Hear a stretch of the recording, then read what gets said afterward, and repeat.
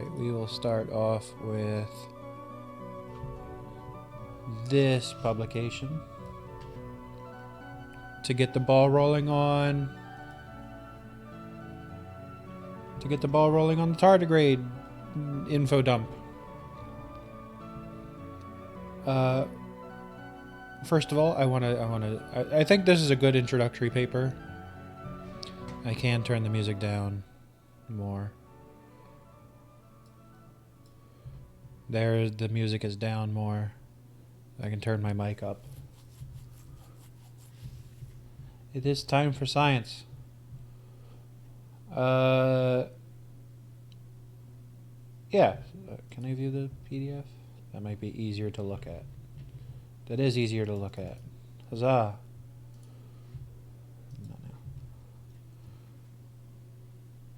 Yeah, so tardigrades, because that won the poll. I'm going to start off with this paper because I think it's pretty interesting. They found a microscopic tardigrade. Obviously, all tardigrades are microscopic, but they found it in fossilized amber. How Jurassic Park of them. And I liked this one because the abstract starts off. The first sentence is, tardigrades are a diverse group of charismatic microscopic invertebrates. That's just so sweet. I love that description of them. I don't know that I want a macroscopic tardigrade. The claws are pretty sizable.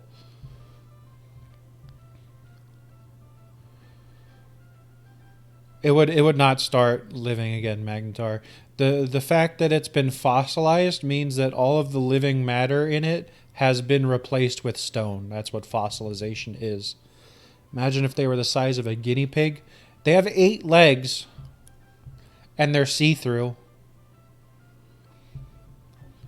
I don't, you know. And the fact is that if they were scaled up to that size, macroscopically, guinea pig sized, we will be getting a Jurassic Park. If they were scaled up to that size, macroscopic and everything, the claws would be enormous. And I think I'd be pretty terrified. How could you even contain one? You know, you put them in a glass cage, those claws are going right through.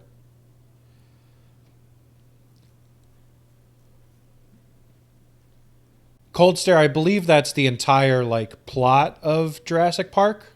Could be wrong, but that was my take home. So I'm gonna move on here. So it says that tardigrades in the fossil record is exceedingly sparse. I don't think that's terribly surprising. They're microscopic, and sure, there are a lot of microscopic fossils, but you gotta be really careful where you look. The paper goes on to say molecular clocks estimate. No, don't declaw the tardigrades. Ugh. Ash, I'm gonna forget you even said that. Molecular clocks estimate that tardigrades diverged from panarthropod lineages before the Cambrian. So this suggests that tardigrades formed as much as 400 or 550 million years ago. But we've only found actual fossil deposits from the Cretaceous. So, 50 million years ago? 100 million years ago? Here they report a third fossil from the Miocene age, which off the top of my head I don't know how far back that is. 23 to 5 million years ago. So around 20 million years ago. Screenshotted it, so good luck. Uh-oh. So this is the species name. Pterodorophorbius chronocarabus. Genus and species. It is the first unambiguous fossil representative of the diversive supergroup. And then Hypsibioideae, something like that. as well as the first tardigrade fossil described from the Cenozoic, we propose that the patchy tardigrade fossil record could be explained by the preferential preservation of these microinvertebrates as amber inclusions, coupled with the scarcity of fossiliferous amber deposits before the Cretaceous.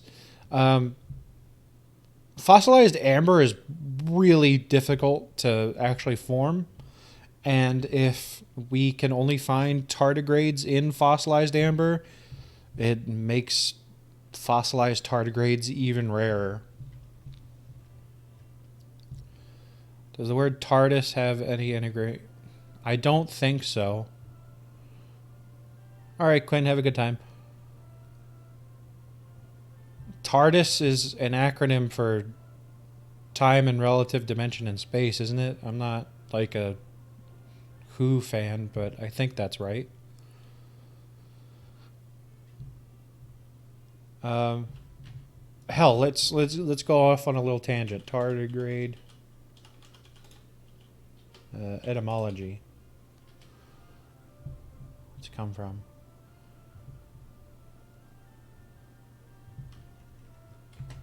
So originally named the tardigrade Kleiner Wasserbar, meaning little water bear. That's adorable. As Bardichiran, or little bear animal. That's great. What does it mean in Latin? Tardigratus, slow moving. Well, okay. So that's where that came from. Hi, Tab. So I am a microbiologist and biotechnologist by trade. And I belong to this little community who voted they wanted some tardigrade information. So I can read these scientific papers and I can relay them to you and maybe dumb down the wording because a lot of it's highfalutin. Slow moving little water bear. That's what they mean. Yep. The last stream was the chromosomes and the mismatching with sex. So the first fossil tardigrade to be described was back in 1964. It was embedded in Canadian amber, so not to brag there, but Canada did it first. The lack of high-resolution images of taxonomically important characters, such as claw morphology, did not allow the placement of this taxon within any extant tardigrade families. So that means that the images collected at the time weren't good enough to categorize it into extant, meaning existing today. Tardigrade families, and families is just a branching of how we classify animals. Family, genus, species. That's from less specific to more specific. And they created a new family of Bjornidae, of course, named after the fossil, was erected to accommodate it. I like the wording here that a family was erected. I'm 12. Yeah, so I actually did save the VOD of the last stream. I did not save a VOD of the first stream. But I have that set up now that it should save this one afterwards as well. So if you miss it, then do so. I mean, if I got 2 people badgering me to upload the VODs onto YouTube, then I guess I'll have to look at doing it. Okay. Erected, yeah. It's great. It's great language. I've never actually seen it used that way. I don't know how you would word it that way, so. All right. And it says down at the bottom here, almost 4 decades later, so after the first one in 1964, so we're looking at late 80s maybe, the fossil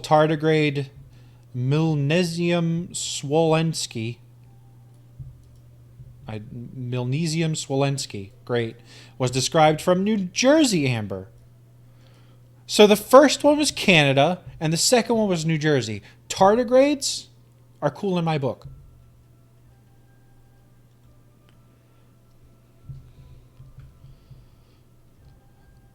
It does take certain things to be erect to make a family. Moving swiftly on. The preserved morphology of this fossil allowed for unequivocal assignment to this family. In fact, closely resembled extant species. So this means, okay, so in addition to being 14 million years older than the first fossil that was found, so this puts it at like 40 million years ago. It's saying that it resembles extant species in terms of overall body shape, presence of 6 oral papillae. Those are little feetsies around the mouth, and the claw morphology, meaning the shape of the claws. Primary, secondary claw separated, indicating the cuticular morphology of the group. Yes, right here, indicating that the external cuticular morphology, great stuff, of this tardigrade group has remained largely unchanged for at least 92 million years. So these are perfect. That's what I'm taking from this. I did make that stream as a highlight, Chapo. Yes, I'm from New Jersey and we live in Canada now. Swiftly, so he worked very fast.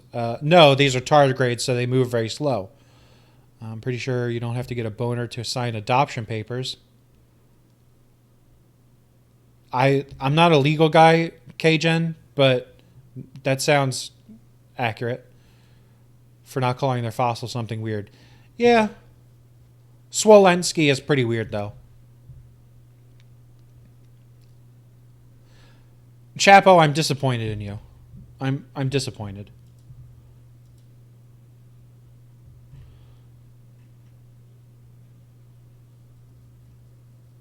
Okay, so all measurements given in micrometers because they're very small. Claws were measured according to another paper to obtain lengths of the primary claw branch. Nice. And the ratio.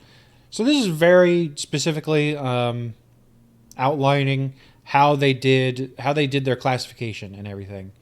I wanted to scroll down into these pictures because they're pretty cool. This is, I assume, a visual field. This is some dyeing that's been done, and these are the cartoons that we're looking at. So this is the lateral view. So we're looking at it from the left, right? They're very cute, but if you scaled this up, they'd be gigantic. I want you to understand that, Ash. They'd be huge. Even if it was a guinea pig sized, it'd be enormous. So, what are we looking at? So, specimen was photographed with, transmitted light under a stereo microscope. So this is, if you put this on a slide under the very stereotypical microscope, this is what you'd see. Looks great, don't he? So this is the specimen with autofluorescence under confocal microscope at 488 nanometers. So that's the wavelength. Different colors indicate Z depth with violet to red gradient representing shallowest and deepest planes.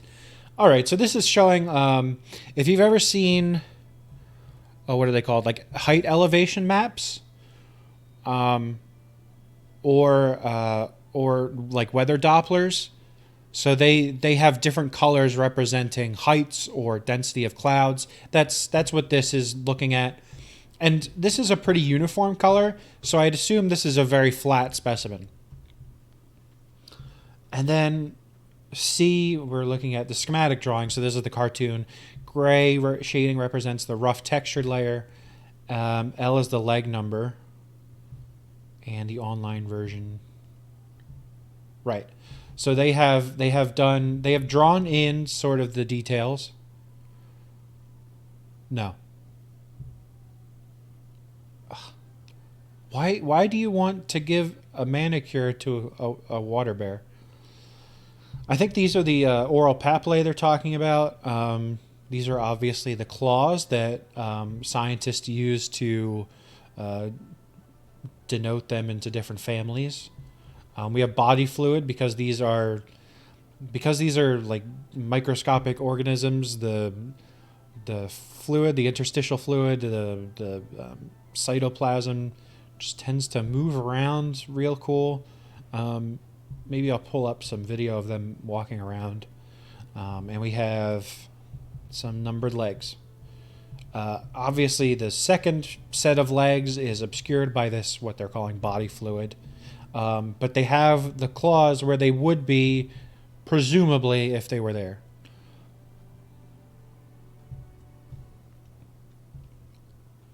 Oh my god. Why are we. Don't give the tardigrades manicures. Just don't do it. Why do you want to do it? Okay.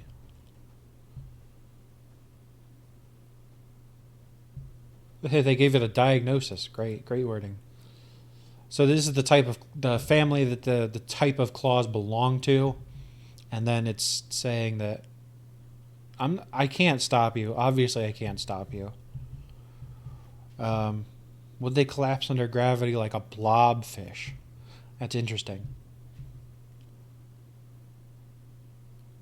right? I feel like a elementary school teacher right now.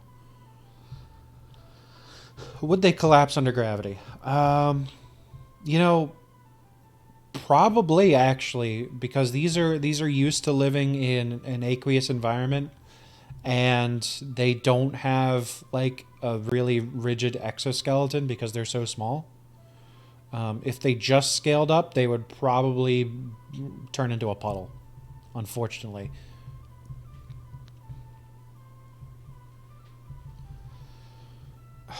I don't know. You'd have to draw it. I don't work in that field. Okay. Sag. Uh,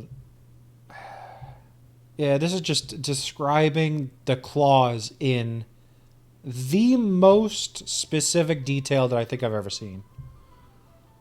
I mean, look at these words: cuticular gibbosities, i.e., the cuticular protuberances. Oh, thanks for clearing that up. I wouldn't have known otherwise. Good stuff. Good stuff.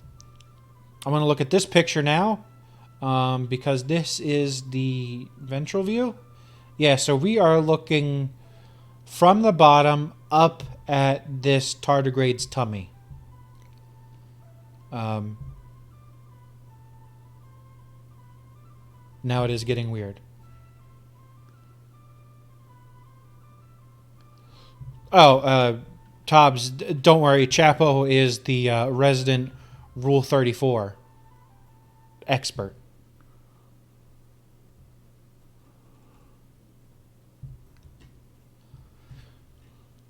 So I think this is really cute. We're looking up at the tardigrade's tummy.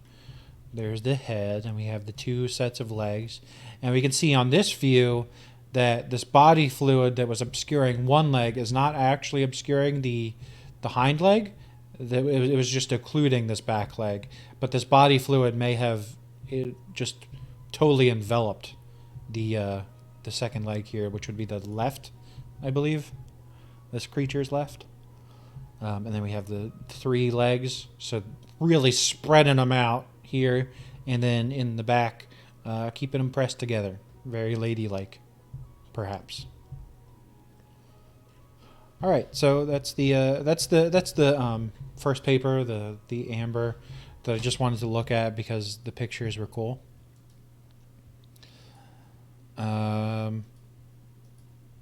So I'll give you guys a choice of what we cover next.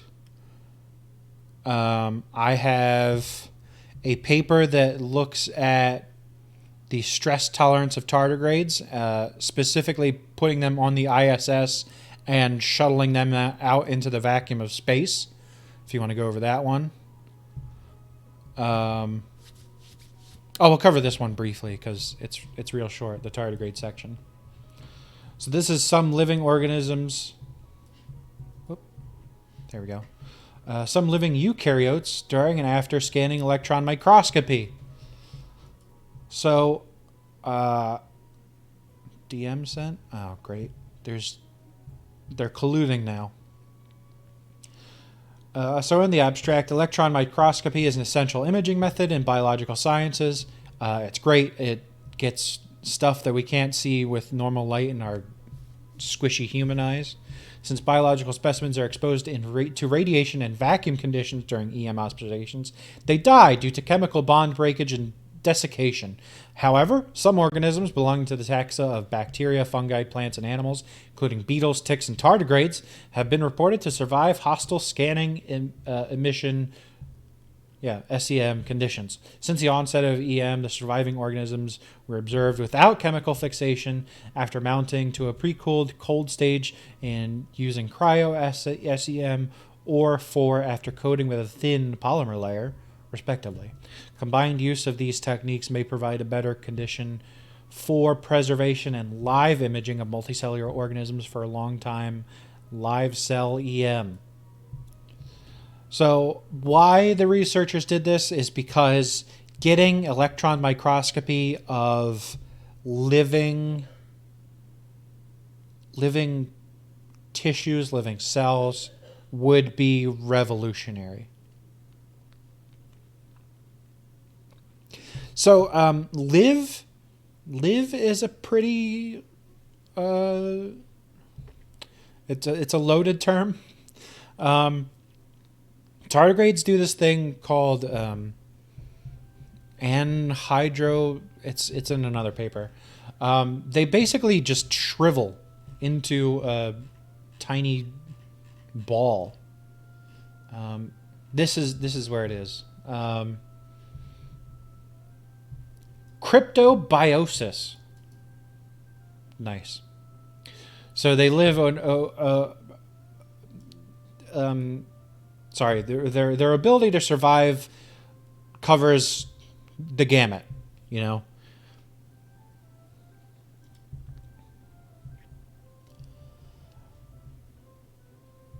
They're into crypto. Oh no. They're recognized. Tardigrades are recognized as one of the most indestructible organisms on Earth. Cockroaches could never. So these minute metazoans are found in diverse habitats, including deep sea, rivers, mountains, and tropical rainforests and deserts. This is the paper that says so. Extreme stress tolerance in tardigrades surviving space conditions. Hey, that's another paper I happen to have pulled up. Cool. However, most tardigrades contract into quiescent tun state to survive desiccation. So that's another. This is the paper examining the specific mechanisms. Sorry, the word was escaping me. Tardigrade coin? I hope never. An experiment was performed to test whether tardigrade, and then this is the species, could survive vacuum. Again, that was this low Earth orbit paper. These animals were placed on desiccated Wattman 3 filter paper, mounted on a stub, and placed in the SEM observation chamber for 24 hours. Crazy.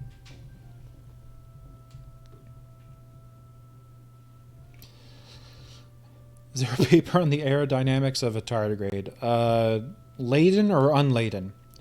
The vacuum pressure was approximately 2.9 times 10 to the minus 8 pascals. That's a near perfect vacuum. That's like space. The specimen showed a shrunken morphology, as we'll see in the pictures below. That appears to be a little virus. In a sealed tube, yeah, blah, blah, blah. Oh, probably. I don't know. I don't deal with the macroscopic too often. Despite the lack of an evident effect of vacuum exposure on initial survival, long-term survival after vacuum exposure was several days shorter than that displayed by animals not exposed to vacuum at all. So the vacuum does impact their lifespan, but they can bounce back. They can bounce back at least long enough to reproduce, which is all life really cares about. Tardigrade-specific intrinsically discharged proteins are essential for desiccation tolerance as they form these non-crystalline amorphous solids upon desiccation. So, yes, this is looking at the proteins needed to survive this drying out that the tardigrades have. Tardigrades have a lot of interesting proteins, apparently. I have another paper here that is called the tardigrade damage suppressor protein, which is pretty cool. The paper actually took this protein and put them on human cells to see if they worked. So that's a cool one if you want to look at that later. So Wattman paper. Wattman paper is something I have used in the lab. It is a very dry paper.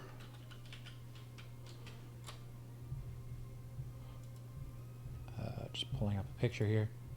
Yeah, they look something like that. They're very specially made, extremely dry paper. Very specially formulated and made to ensure homogeneity in the grain and the fiber. Paper does tend to be dry, but this even more so. This is like as untreated chemically as possible. It's obviously been bleached for color, but other than that, there's no coating on it to make it, resistant to damage or anything. It's kind of a fragile paper. No, it's actual paper. Yeah, Wattman paper is a real thing. So as we can see, we're so zoomed in that we can see the individual fibers of the wood comprising these Wattman papers. And this is how small the tardigrades actually shrivel up into. A magnified view of... Yeah, showing an egg on the left and the tardigrade on the right. And again, it's from this paper. So, pretty cool. Pretty cool. Gonna write all my notes on Wattman paper. You'd be... oh, whoops. Shouldn't have done that. Sorry. Force of habit. To close that.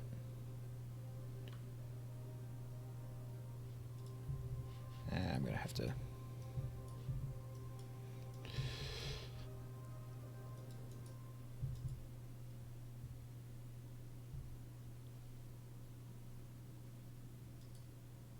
Great. We're back.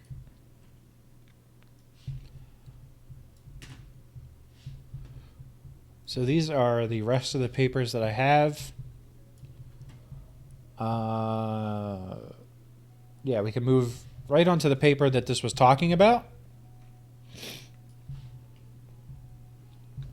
Or we can look at how, back to the top, how the toughest animals of the earth versus global warming. Or this paper is taking the damage suppressor protein and putting it in human cells. So what are we more interested of the three? Should we continue along the lines of putting tardigrades in vacuums and seeing what happens? Well, obviously all of them, but which one do we want to cover first? The vacuum. All right, we'll go.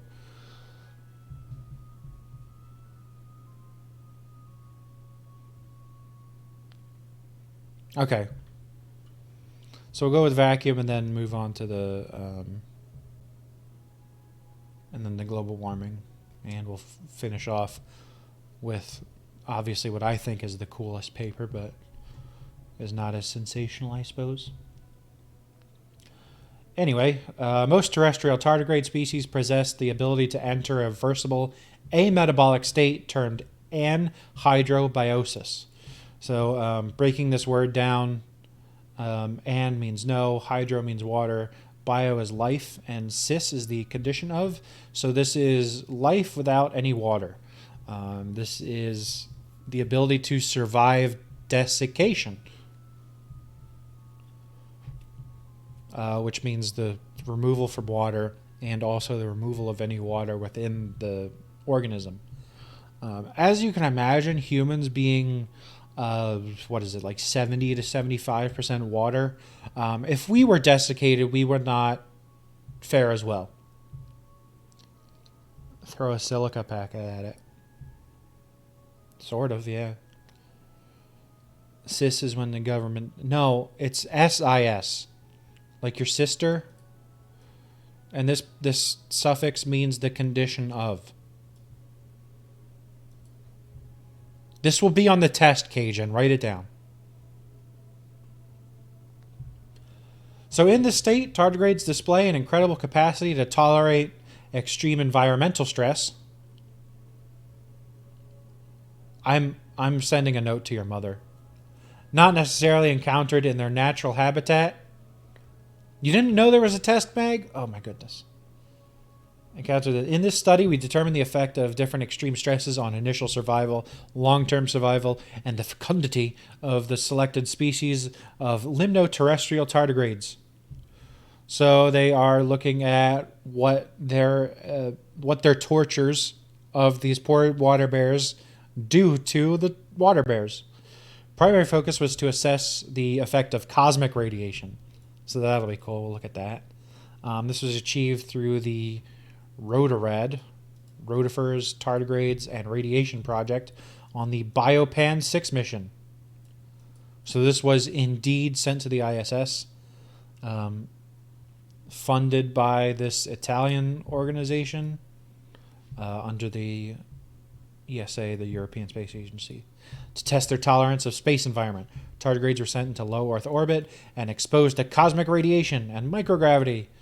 Experiments on Wattman 3 filters show an effect of cosmic radiation on the survival of this tardigrade species just after returning to Earth. However, after 2 years of desiccation, none of the tardigrades previously exposed to cosmic radiation could be survived. In a microcosmos experiment of the tardigrade and this bacteria the rotifer and the radiation. So this is the two bacteria. Where can I buy some cosmic radiation? I mean, if you really want cosmic radiation, you could book yourself a plane ticket. And the longer you're up in the air, the more cosmic radiation you'd get. So just book a flight to the other side of the world. Easy. Seeds were desiccated on a moss substrate. Interesting. With rotifers and nematodes. Nematodes are cool. They're another microscopic organism. Very low survival rates were observed in this experiment, likely due to the applied desiccation protocol. Obviously, if you rob an organism that depends on water to survive of water, they won't do well. Oh, you're welcome. Anytime. Embryos of the tardigrade were also exposed to cosmic radiation. They all hatched in the laboratory after the flight. So the eggs are stronger than the tardigrades themselves. Unsurprising, I think. Let me know what you think. Get a plastic bag and... Yeah. Well, you'll get way more cosmic radiation if you're outside of the plane. If you're like on top of the plane, you'll get the cosmic radiation in droves, my friend. In addition, experiments testing extreme cold and vacuum tolerance in this other bacteria species show that tardigrades in anhydrobiosis are unaffected. So they're unaffected by extreme cold and vacuum. Oh, I thought I had the full text. Oh no, I have to pay for it. So we only get the abstract on that one. I'm sorry. We'll move on to the global warming paper. which I do have the full text of, and this was interesting just in the experimental design, and this little introductory, like, grab your attention image, which looks like a Pearl Jam ripoff, but with tardigrades. I love it. It's great. Weeps profusely. Yeah, we're donezo. Right. So in the abstract, they're saying how different organisms respond to global warming is essential for predicting future changes and how to. Do you mean Pink Floyd? I don't know what I said now, but yes, maybe. All right. So this experiment was 5 years long. I assume this was someone's. I said Pearl Jam. Sorry, Pink Floyd. I listen to country music. This being 5 years long means that this was probably someone's PhD thesis. Right, and this is field-based artificial warming experiment. So this experimental design is really cool, and why I got into this paper to begin with. And this is ranging from ground, like no change temperature, to 5.5 degrees above ambient temperature, and we've finally someone's PhD thesis. I can pull up some of the PhD theses from the lab that I was in as a master's student, and I can try my damnedest to explain what's going on in them. Corey's actually made it, got like the editor's choice award for that paper that he published in. It's crazy. That would be cool. Oh my god. Okay, well, when we get to the how I do research section, that's what we'll look at. Back to the topic at hand. This is 5.5 degrees Celsius above ambient temperature, and if you've been hearing about that, wouldn't be stressful, would it? Listening to opera music? I don't know. I don't think that would be awful. If it was opera music as performed by Abby Shapiro, then that would be a significant stressor. That would be a significant stressor.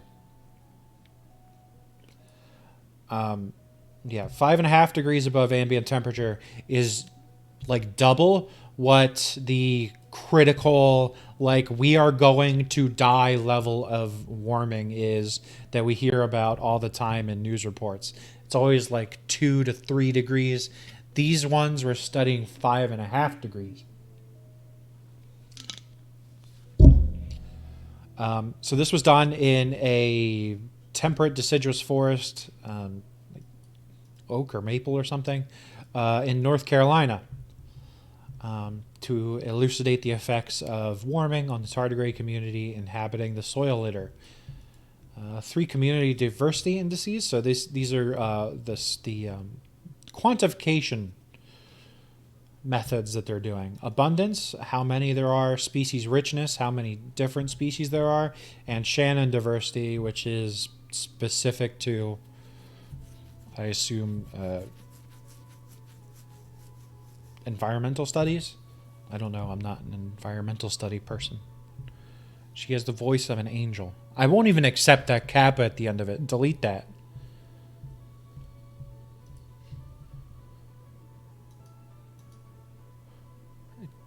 Delete that message.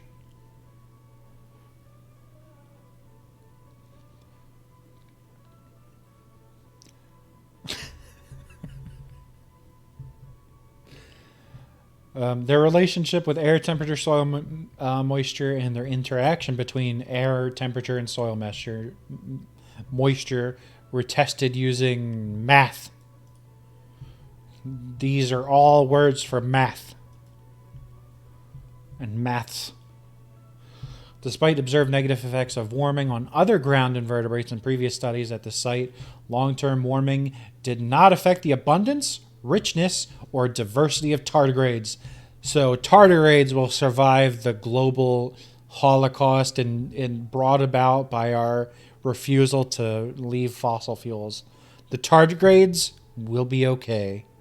In this experiment, the results are in line with previous experimental studies indicating that tardigrades may not be directly affected by ongoing global warming, possibly due to their thermotolerance and cryptobiotic abilities to avoid negative effects of stressful temperatures and the buffering effect on temperature of the soil litter substrate.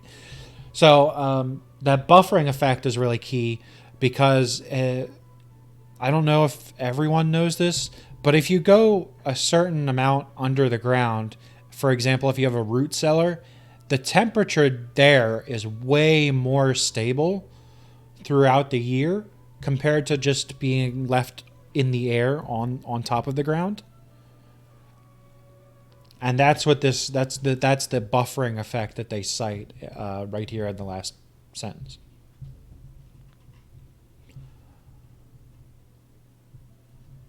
However, it is not known if they have the potential to survive global warming. Very important. Are tardigrades affected by man's hubris? Tobbs, no, that's not at all. No. No. Please don't. Oh, goodness. We failed to find any significant effect of global warming on leaf litter tardigrade communities, suggesting their potential to resist global warming. Okay, so we have this picture. We have a glorious, beautiful picture of a tardigrade. Look at him. Look at this. Look at this bean. Look at this jelly bean.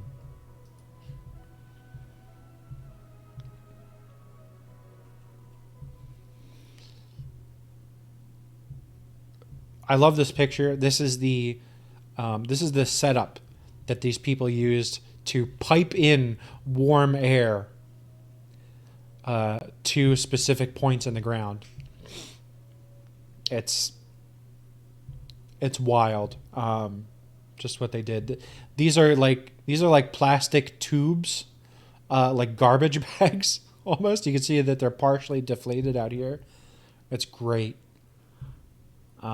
Okay, so this SEM scale bar is 50 micrometers. So this is 50 micrometers across. I've seen other pictures of tardigrades that put them at like a millimeter in total length. So I think that checks out. I just love how stretched out it is. It looks so relaxed and majestic.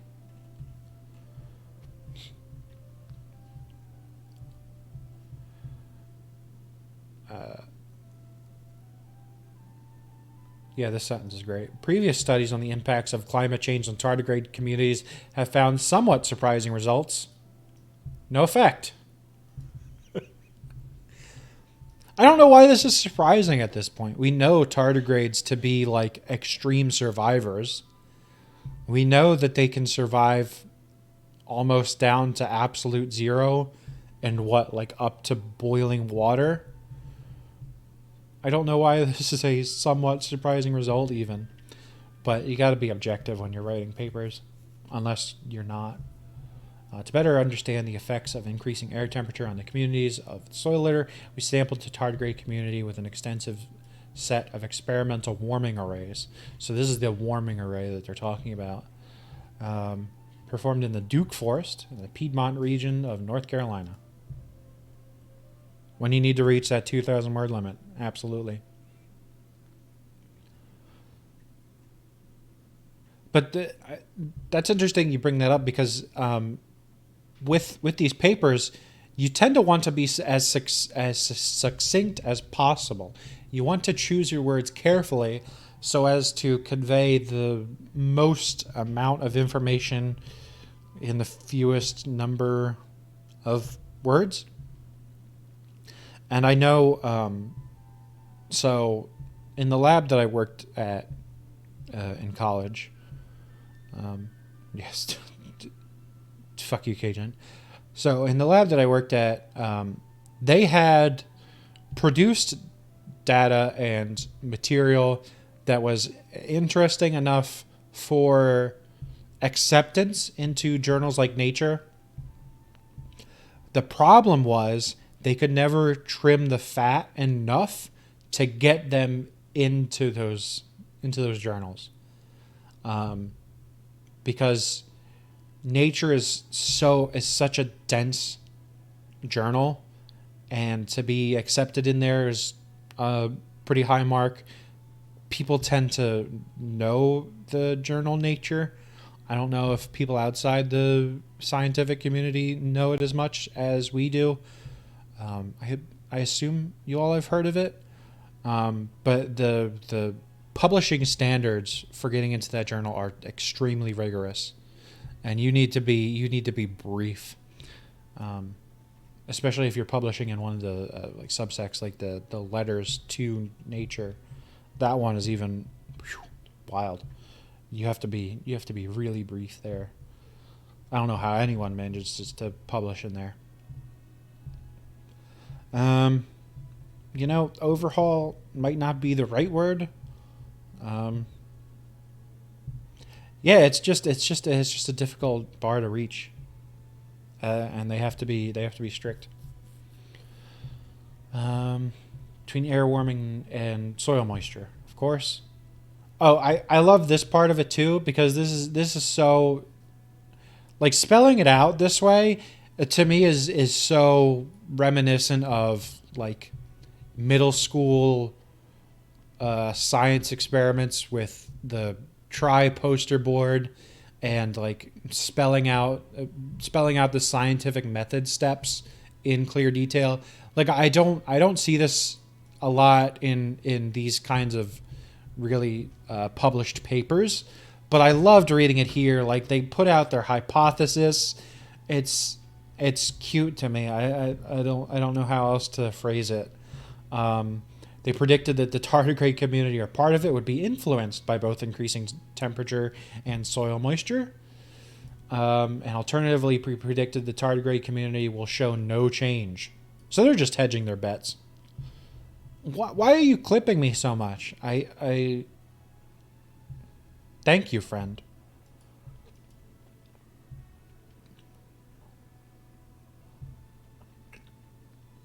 Right, and they're saying that they escape the negative impacts of warming due to this anhydrobiosis, avoiding period of the substrate drying, or due to extreme tolerance of high temperatures just in general. Those predictions come from the general trend observed for the effect of. I don't. I don't know what that means, Cajun, but thank you. I think. So this is looking at the air temperature as it increased. Obviously, as the ambient temperature increased with the summer months, so too did the artificially increased temperatures. We're not getting super high here. These are all pretty mild temperatures. Like, this is a peak of, what is that, like 21, 22 degrees Celsius. That's not too hot. That's almost room temperature. What's more interesting, I think, is the soil moisture. Obviously, on the y-axis, that's more moisture in the soil and less. So there's the least amount at the start of fall, and as I guess these are rainy months or snowy months, so it picks up and reaches a peak around March and April. April showers. It holds true. It holds true, everyone. There's data to back you up. April showers do indeed bring Mayflowers, and also tardigrades. Oh, and here's another really cool, like, just a tidbit reading this. So leaf litter sampling was conducted on this time. Two samples were made of the superficial layer, so that's the outermost layer, down to 10 centimeters of depth. So they took probably took like a spade or a shovel or like a trowel and put it into the ground. And they said the length of this trowel is 10 centimeters, so we are scooping out that much. And it was composed of a variety of leaves of tree plants, but dominated by this specific species. Were collected from 2 random points of the 12 chambers for a total of 24 samples. And then these samples were air dried immediately after collection. So I can imagine they were like, these are big samples. These are like 10 centimeters of like leaf litter.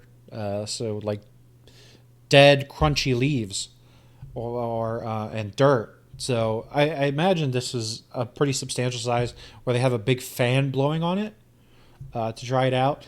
But they were then shipped in Ziplocked plastic bags to the Department of Life Sciences of the University of Modena and Reggio Emilia in Modena, Italy. So in my line of work, when I was working at J&J, I did have to send some samples overseas to our team in Belgium. All right, Magnetar, see ya. And when we did that, we shipped them in little tubes, and it felt pretty normal, as normal as sending a tube of frozen cells can be. I want you to picture in your head right now being on the receiving end of that, getting a shipment from America, and it would be this big box, maybe even like the size of a microwave or a fridge, even just a huge box. You open it and like pull out the styrofoam or the packing peanuts, and inside is just a ton of bags of fucking leaves and dirt. Oh, cool. Thanks, America. This is great. And you just pop open the bag. Smells like guns. That's the dream.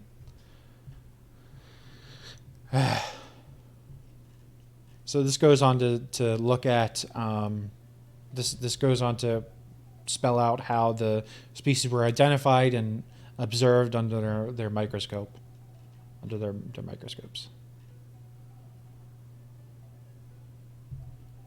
And here's the raw data points. Dip your pinky. No, do not taste anything in the lab, Kgen. If you take one thing away from any of my streams, it is do not put anything in the lab in your mouth. It smells like freedom. It does. It smells like North Carolina dead leaves and dirt.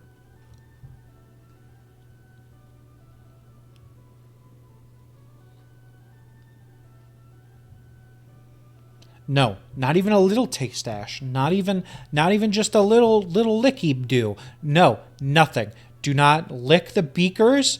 Do not ingest any of the media for cells. First of all, those are for cells, and if we eat them, then we have none for the cells. And then what do we feed the cells, Kgen? Where do we do our science with?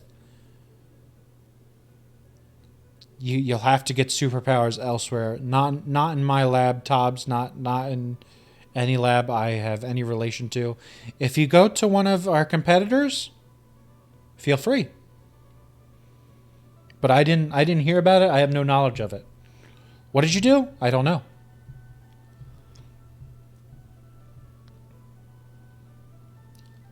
No, Kgen, it's not spicy water. It is deionized water.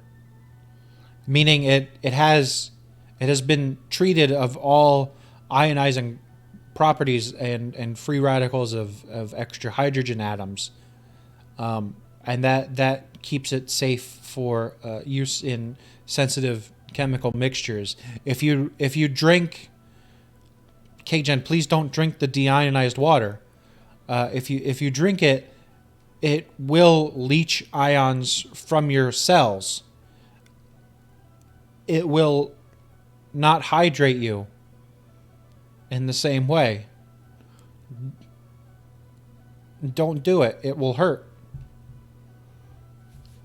Not diet water. Deionized water. DI water. It's not for drinking.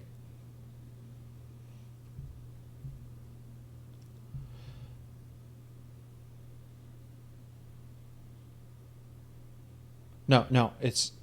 There's no fad diet to do with ion deficiencies. You might be thinking of a vitamin deficiency diet. That's the Peterson diet, and we don't do that here.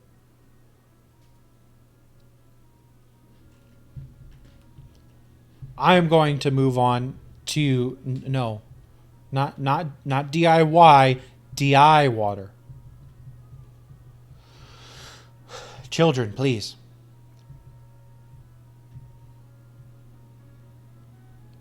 Okay. I want to cover this last paper before I reveal my secrets, as it were. And this is the most interesting paper. Not dewatered water. It is deionized water. It's still H2O. It just doesn't have any roaming charged particles in it. Not dehydrated water. There's still hydrogen atoms in there.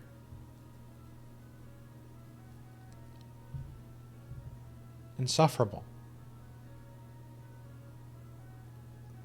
No. Don't use an eyedropper to put deionized water. Deionized water.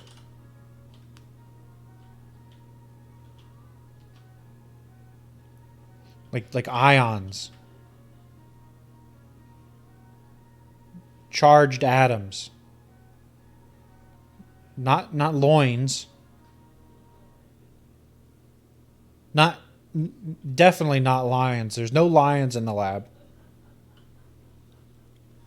Bears are fine. We're talking about water bears here. No. There's no atom.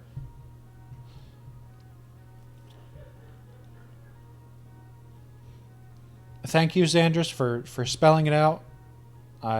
You're like the boomer you are.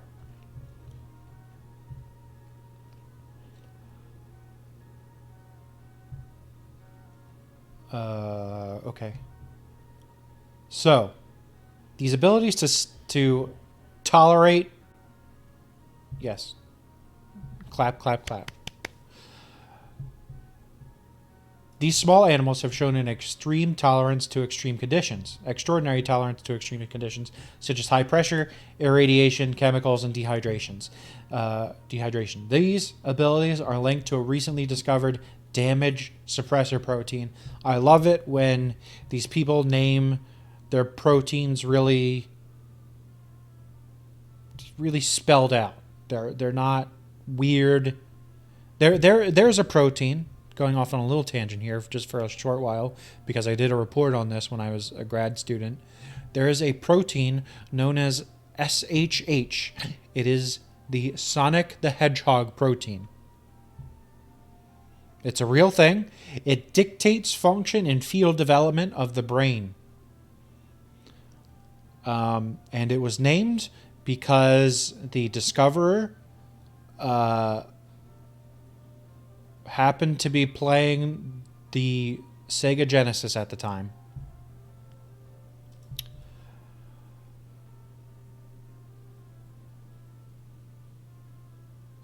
There's also a protein to do with the nervous system that's called Pikachurin, and it was named because it was electrically linked and it was small and fast moving.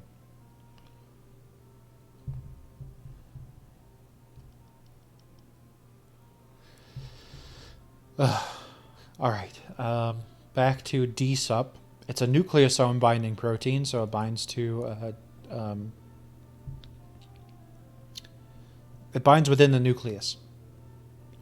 That avoids DNA damage after X-ray and oxidative stress without impairing cell life in DSUP transfected animals and plant cells. It really isn't fast until you evolve it with the Thunderstone, but we won't talk about that. And how Ash is a really bad trainer for not evolving as Pikachu. So this protein, when put on plant and animal cells that are not tardigrades, confer the same benefits that tardigrades get from having this naturally within their cells.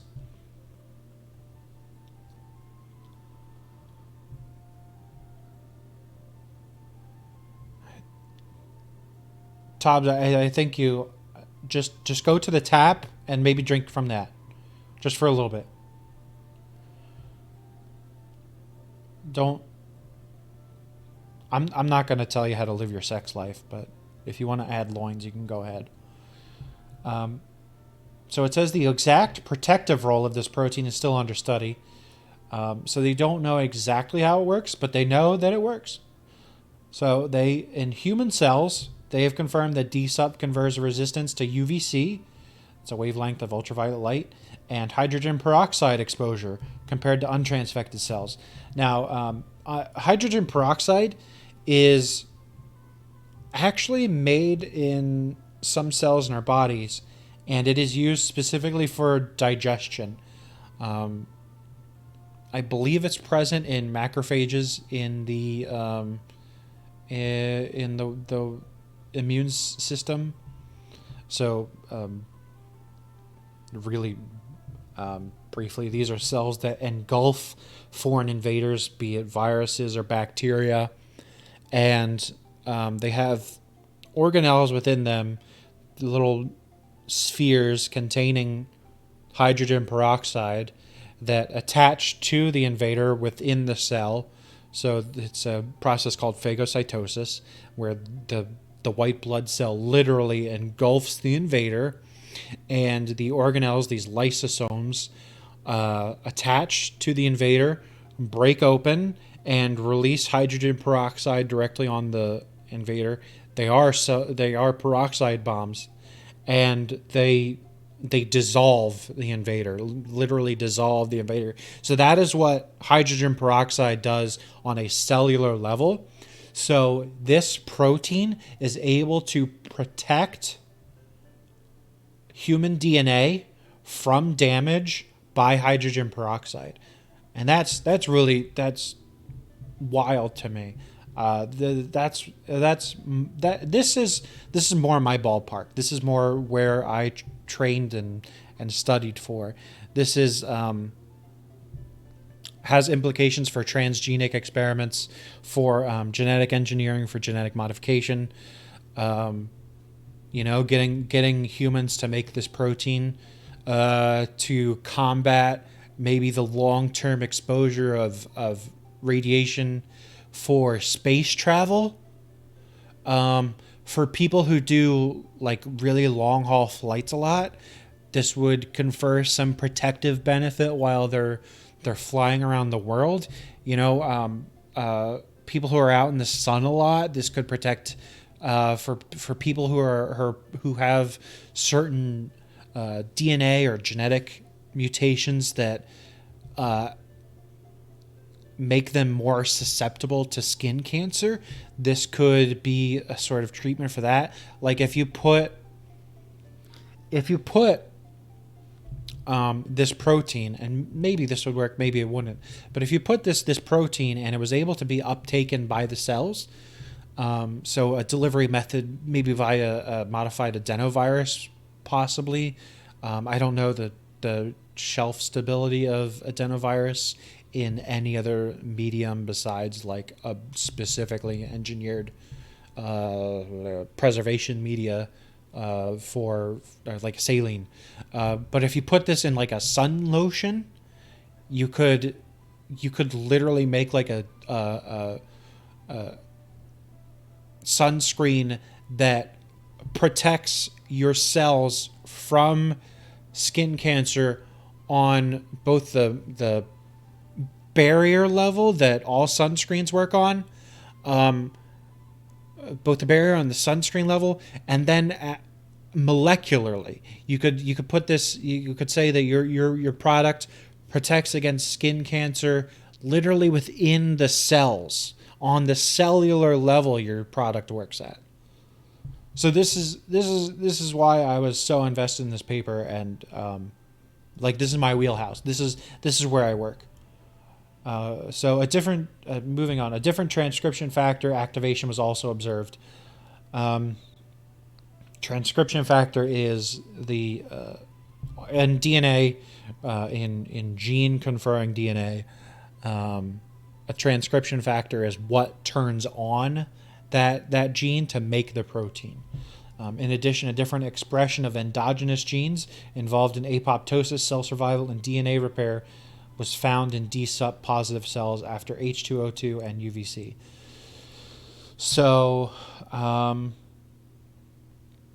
these are expressing, it's just by introducing this protein, it is affecting cells on a genetic level, not just by the protein itself, but also what the cells respond to genetically to stresses that would lead to cell death, either by apoptosis or triggering cell survival by DNA repair.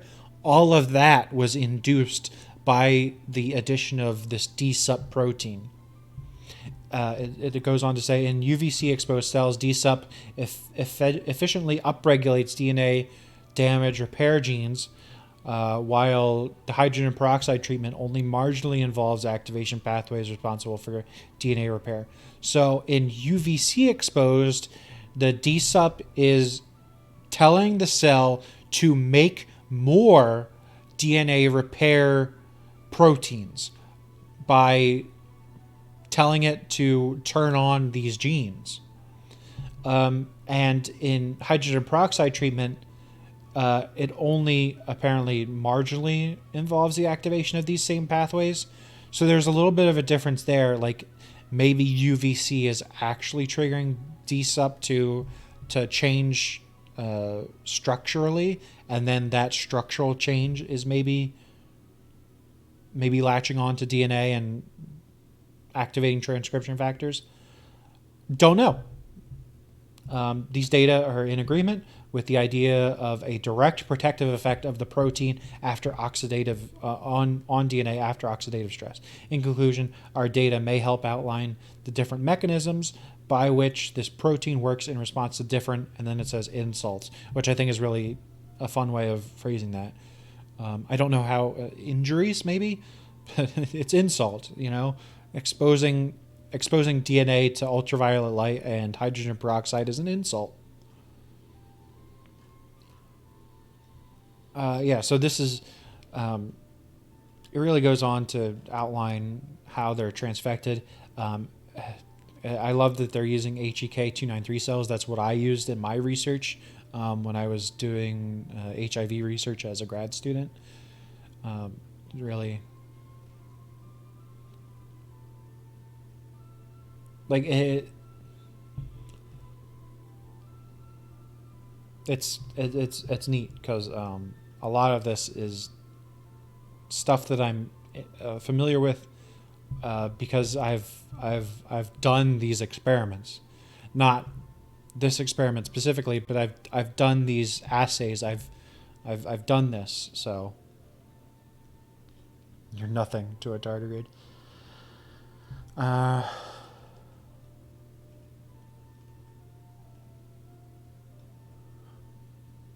Okay, so here we're seeing graphs showing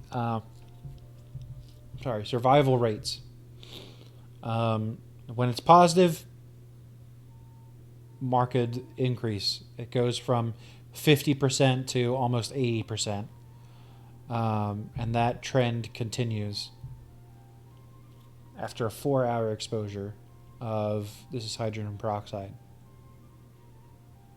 UVC exposure, about a 60%, almost total survival when treated with the D-sup protein. Crazy. 48 hours, again, we have around a 75 to 80% survival rate. Again, 100% when they're treated. In fact, it's actually looking like they not only survived, but they were expanding within the UVC exposure. That's nutty. You know, that's just wild. And you see that again here. They're not only not dying off, they're also procreating normally. How cool is that?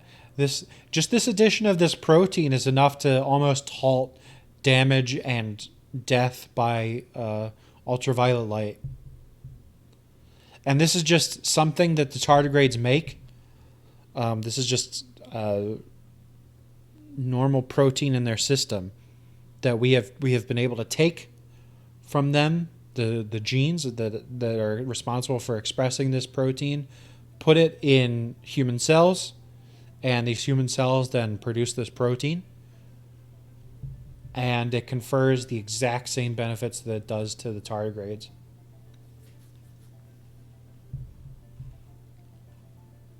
It's cool. So we get more. What are these? Changes in transcription levels. So this is what we're seeing markedly increased.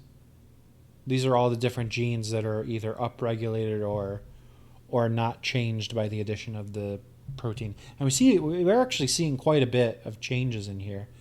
Anything that's not green, the dark green, is upregulated.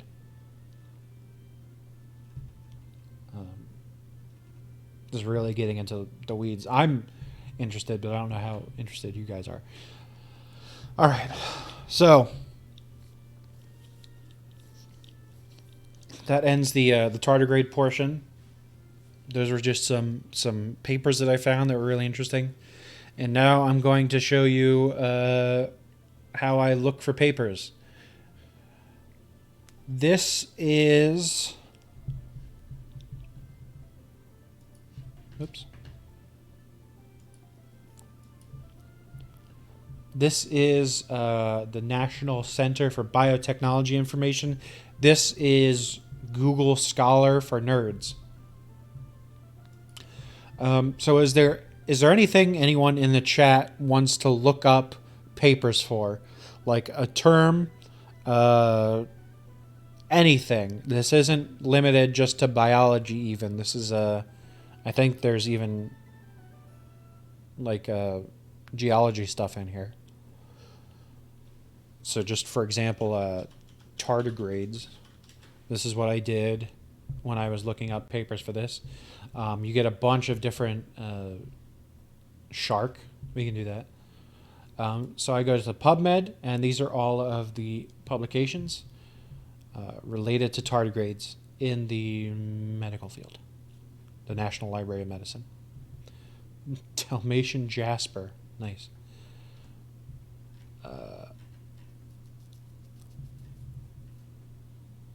Mars. Okay.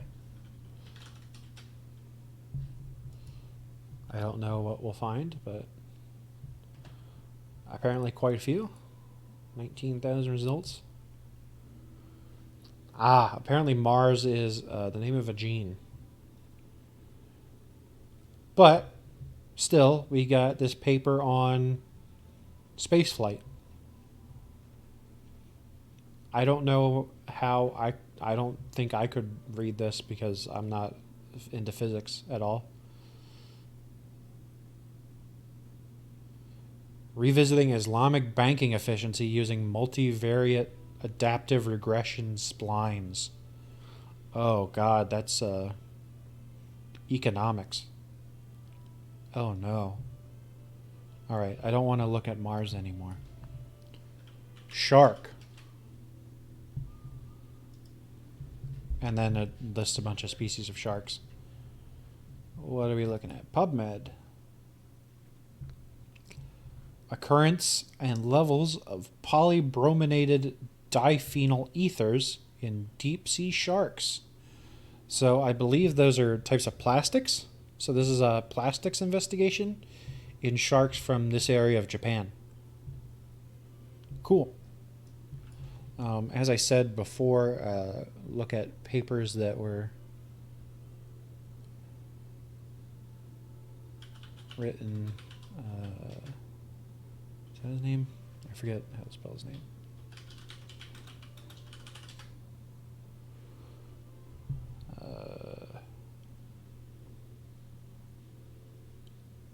Oh, cool. So he's still doing stuff.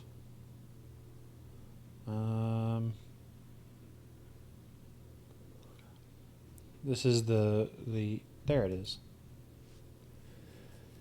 This was Corey's paper that was published the year I was in this lab. This is Dr. Michael Root's lab. He was based out of Philadelphia at Jefferson, but I believe he has since moved. There's a paper here. Let me see if...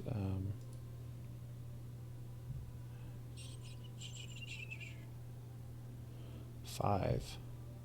Yeah, this is what he said. He was moving to Ohio because his wife got some highfalutin job offer.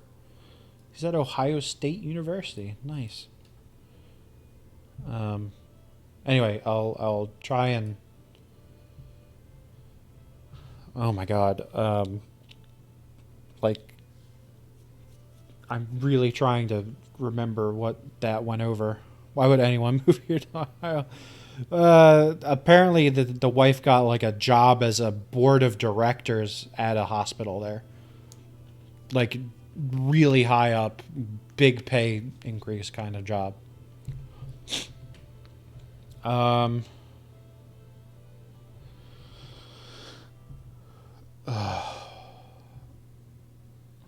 These words are evoking a sense of dread in me.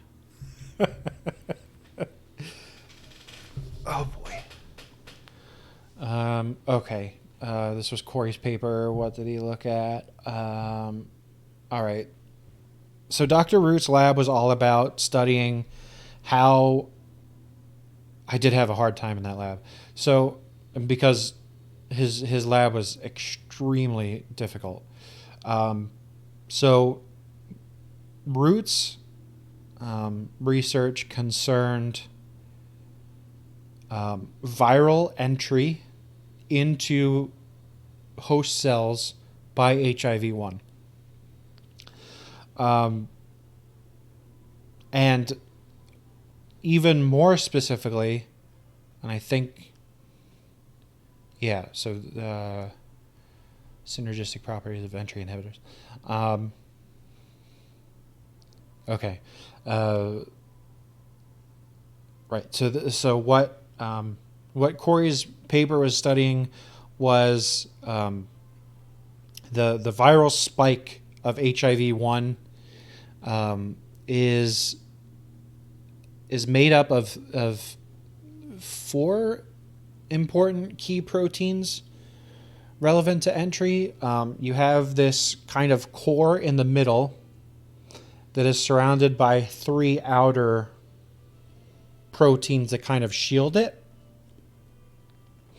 And that middle piece that middle piece that's being shielded by the outer proteins, the structure kind of resembles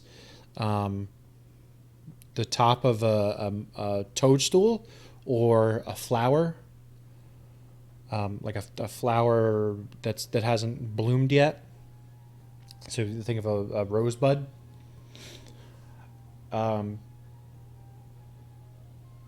The proteins on the outside are really resistant to attack by the immune system. They're hardy and they're hard to latch onto. And when the virus engages with the host cell, these outer proteins actually undergo a really significant structural change when they are engaging with the host cell receptors.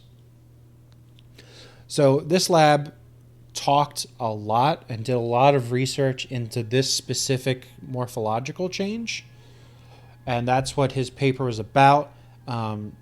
His paper, along with Mukta's, who was the PhD student right before Corey, who left prior to my starting at the lab, dealt with investigating changing this trimer from different substrains of HIV. So you would take this one strain of HIV that had been grown in a lab and was used to petri dish conditions and not having an immune system to deal with, so it got really good at infecting cells quickly, but it had no resistance to inhibition whatsoever. And you took this other strain that came directly from a patient and was frozen and then regrown as needed, and was not as fast at getting into the cells, but was really resistant to the immune system.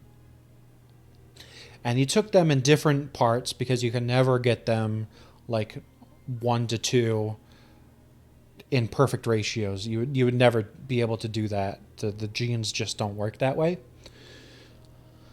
So you would get them in some ratio, and you would study a bunch of them at once to see how much virus is able to get into cells, and then you're able to calculate the impact that your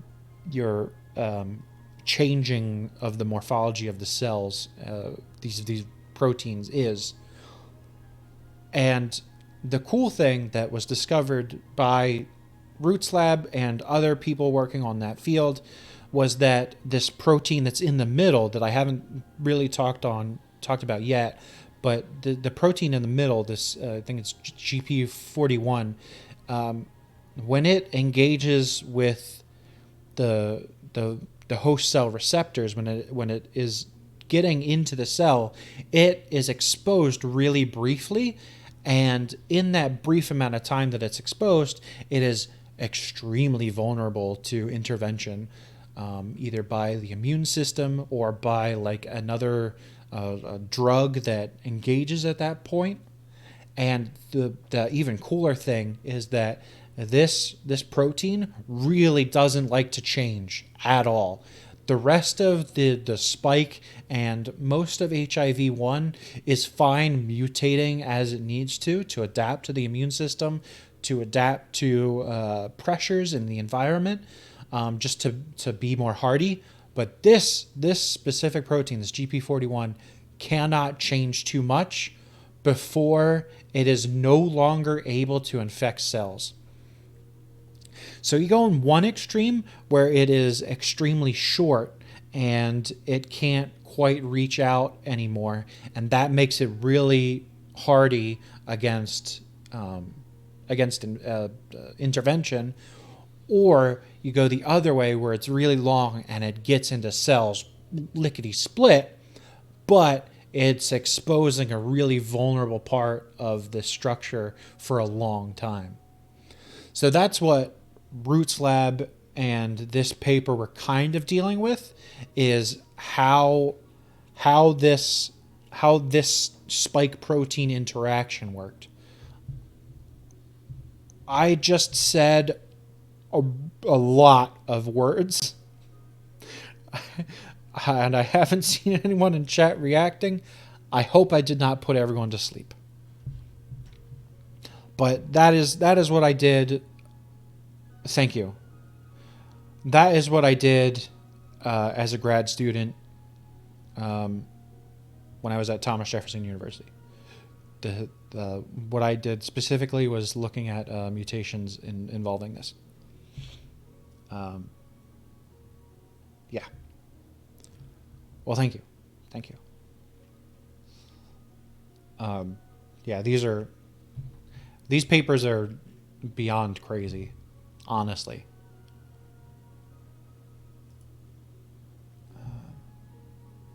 It's interesting that there are still people at... Oh, this is Drexel. Huh.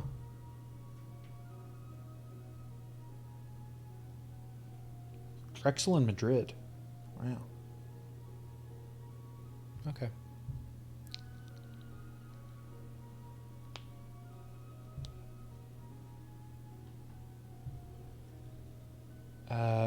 Yeah, okay. So I think this paper might have some visuals that I can look at.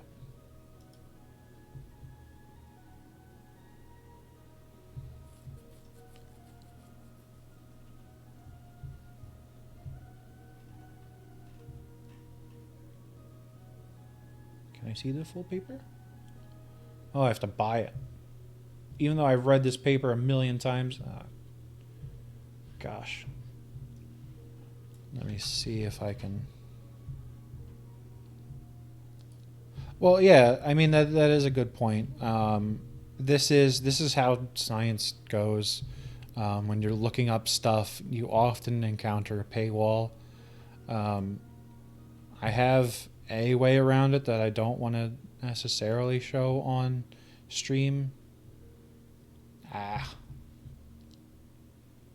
Too bad. I don't think even... Yeah. Alright.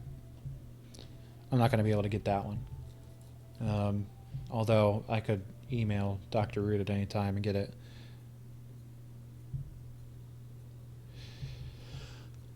Oh yeah,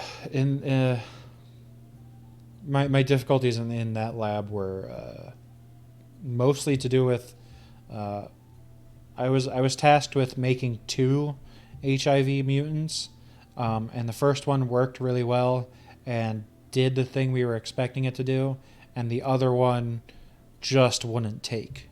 Like, at the very fundamental level, I was not able to produce bacteria that made the plasmid that I needed.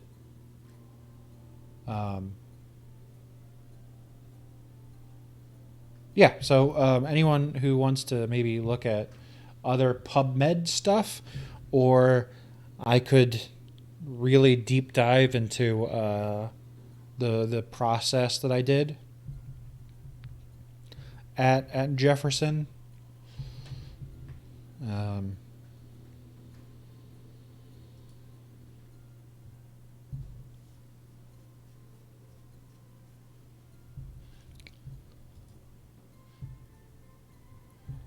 Or any other thoughts, comments, questions? Yeah, that's all right, Coldster. Process sounds cool. Okay. Let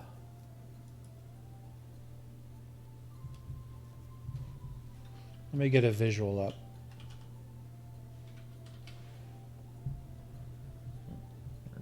Big. Great. That's exactly what I want.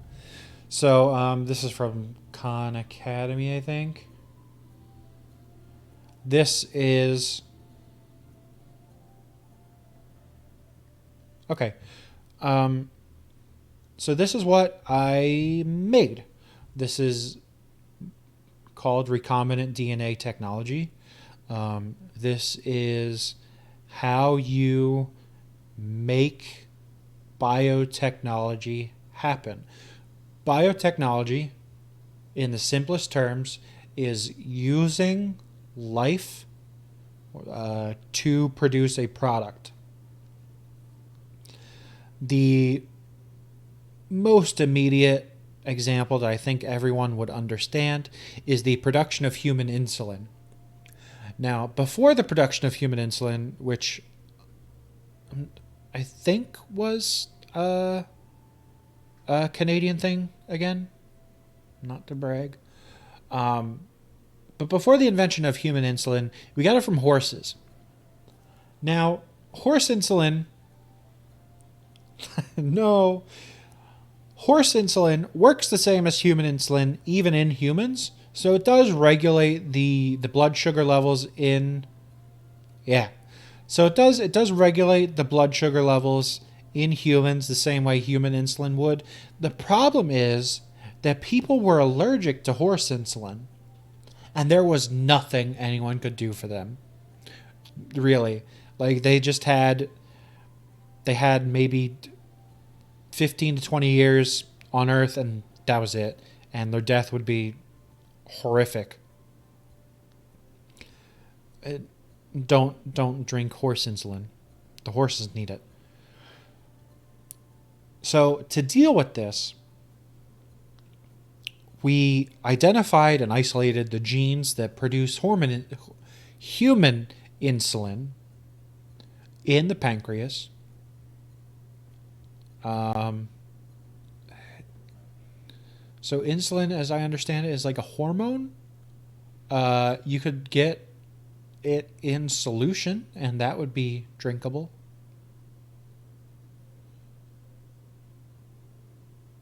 No, no whores here. There will be no whores in this lab. So we identified and isolated. These are the scientists, I'm assuming. I've never actually read this paper, but this is how the technology works. You get the gene responsible for making human insulin. You attach it into a plasmid. So you'll see that in this diagram it has little ends here, and these are overlapping ends of the genetic sequence. So as you may know, as you can see in this depiction here, DNA is a dual helix structure. Yeah. So DNA is a dual helix structure, and to do this technology well, like to really get it to stick, you want to have, when you cleave the plasmid open and you're producing the gene that you want to insert, you have these overhanging ends. DNA works like 5 prime to 3 prime, and that just denotes directionality of how the DNA is read. And the primes being the ends. So 3 prime is one end, 5 prime is the other. So you have these overhangs where you'll have more of the length of DNA in one strand, but not the other. And you have this on either end of your gene that you're interested in, and these overhangs are complementary with the plasmid. So these sequences are exactly mirrored in the plasmid. These overhanging sequences are mirrored in the plasmid, and that's how they get to stick and reform the circular structure of the plasmid DNA. So this is the gene that you want the bacteria or the yeast to produce. This green section would be the promoter sequence. So this is like a section of DNA that when you introduce whatever you're trying to, basically the signal, the on switch. This is the on switch for producing the gene that you're interested in. I'm sorry, K-Gen. So for example, the green sequence in this plasmid could be in the presence of an antibiotic, make the following, and then the gene that is following that green sequence is an antibiotic snuffing protein. In the case of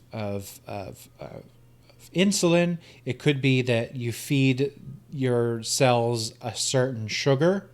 Like if they're introduced to glucose, then a protein binds to that region of the DNA in the presence of glucose.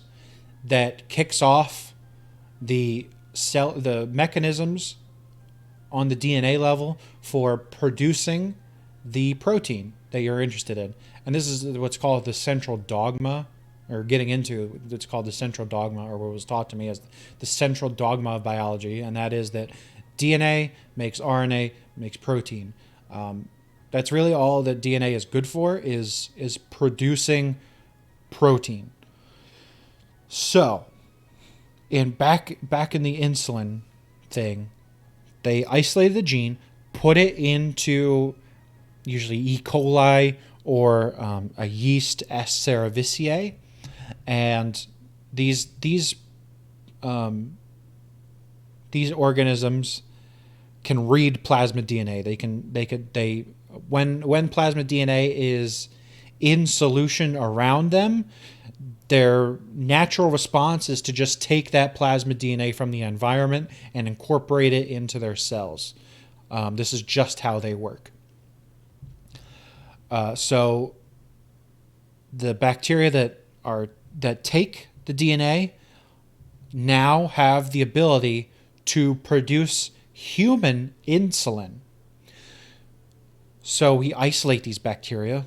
This might be another thing on the plasmid itself, or even another plasmid entirely, that confers a selection pressure. So, like I said, with the antibiotic, we could insert another plasmid that makes the bacteria resistant to penicillin, and then we grow them on a plate with penicillin. Anything that has taken up the plasmid that we want them to produce the insulin with is also resistant to penicillin. So we can clear away anything that hasn't been mutated and keep the ones that are. We grow them up in big, huge batches, and then give them the fructose, as I said earlier, that makes them turn on the insulin production, and then we can take the insulin out of the solution. Simple as. And that's how, very basically, this whole thing works. So what I did was I constructed a mutant of the HIV-1 envelope spike protein that I was interested in. I did what's called PCR mutagenesis, which is when you do PCR, you're amplifying DNA by using mismatching primers. So a primer binds to one end and makes the DNA replicate in that direction. So I could make the DNA. I could amplify the DNA that I got out of HIV already and mutate it in the way that I wanted. I then have that DNA. I put it into the plasmid, doing another technique. Isolate the DNA from the sample, and then now it's in this nice ring that the bacteria just readily takes up. And as well, on the plasmid already was resistance to antibiotic, so I did an antibiotic plate. Everything that wasn't infected or mutated the way I wanted, it was killed, and then pick a colony off with I forget the tool's name now, but it's like it's a long scooper, but anyway, you take the colony, you grow it up in a media overnight in a hot room that's at 37 degrees body temperature, and suddenly you have like billions and even trillions of bacteria that are all making this mutant HIV-1 DNA. Great. Take all the bacteria out, split them open, get the DNA out, extract it. There's a DNA isolation protocol. It's pretty simple. It's like putting your sample through a vacuum in a special filter. Once you have the isolated DNA, you can use it transfect it into the cells you want to infect which in my case were human embryonic kidney cells. So these are human cells that are now producing total HIV-1 particles, that we can take these particles and infect them on another cell line entirely, like a T cell line, that are actually the CD4 positive T cell line that naturally, that HIV naturally infects. So that is the research I did, and the broad strokes of the method.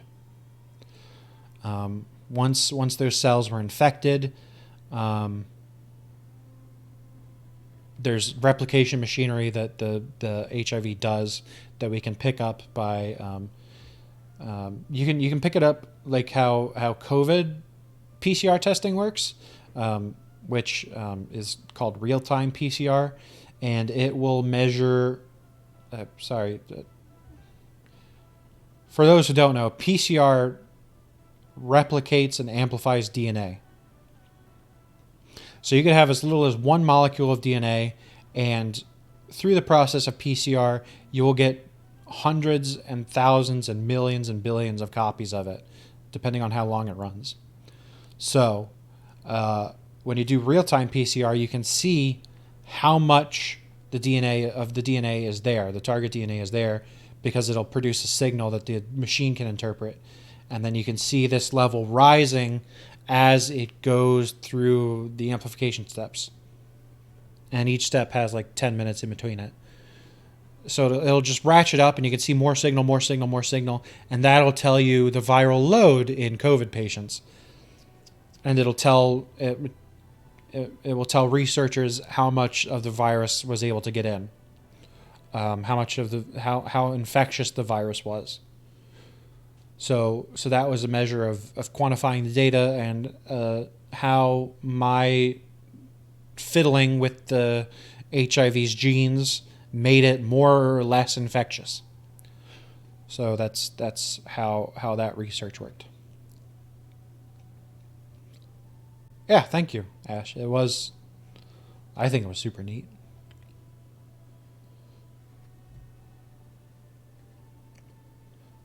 Does anyone have any burning questions for PubMed?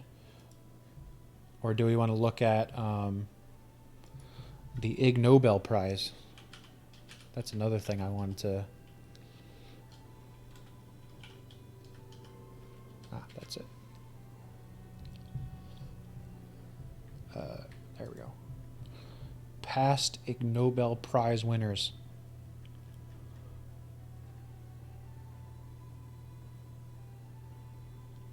So the biology prize was given to this team for analyzing variations in purring, chirping, chattering, trilling, tweedling, murmuring, meowing, moaning, squeaking, hissing, yowling, howling, growling, and other modes of cat-human communication. The paper was titled A Comparative Acoustic Analysis of Purring in 4 Cats. Love that.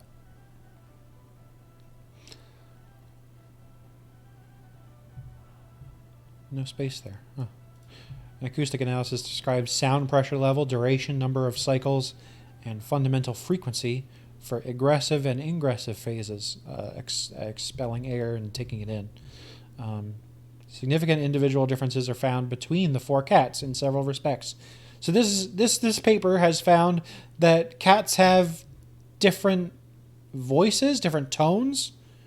I think we knew this. One cat might be higher pitch or lower pitch than another. But that's what this Ig Nobel Prize is. I love these. These are for achievements that first make people laugh, then make them think. And these are like, the premise is really silly, but the research is done seriously. This is the journal Nature saying that the Ig Nobel Awards are arguably the highlight of the scientific calendar. We don't get a lot, so Using genetic analysis to identify the different species of bacteria that reside in wads of discarded chewing gum stuck on pavements in various countries. So you can imagine these researchers went around to sidewalks in major cities, scraped them up, and then saw what bacteria was there. I love this stuff. It's so good.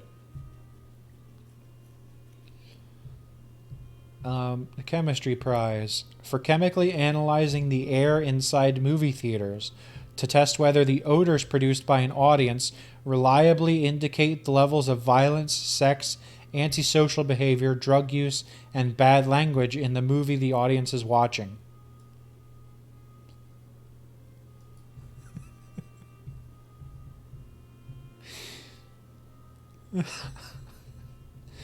All right. I want to look at this paper. Yep.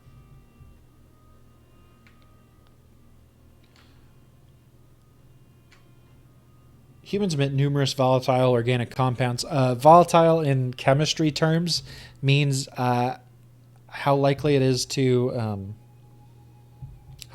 boil, to evaporate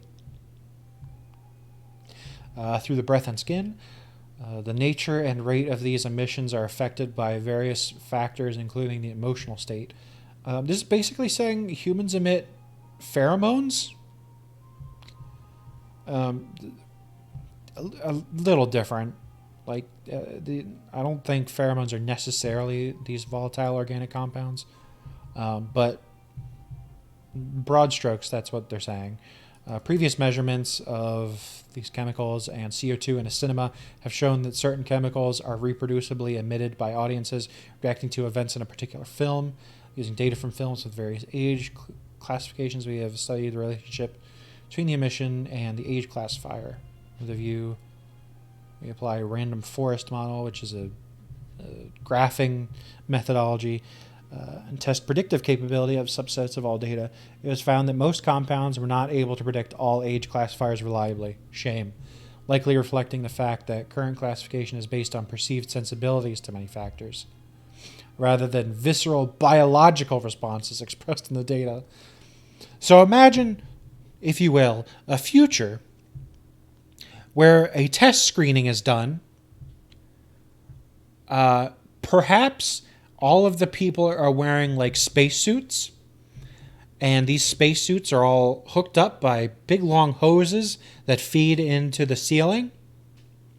And as these people watch this movie, the chemicals they emit, they give off in their sweat and breath, are all collected and analyzed by scientists to tell the movie-going public which age is appropriate to see this film.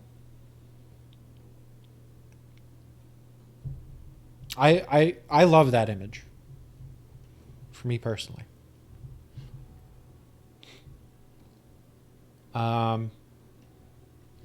So I think this paper might be where I look at how one can go on rabbit holes.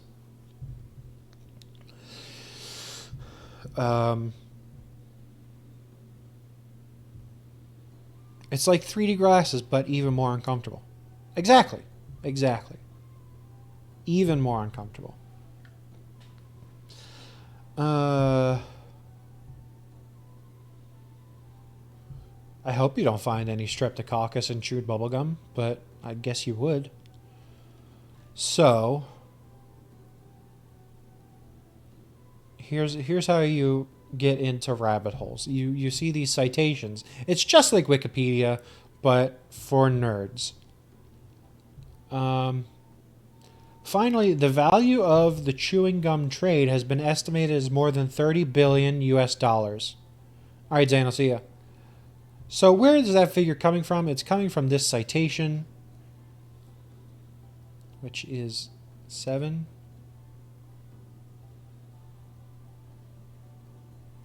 I don't like these. What are you? These references are not numbered.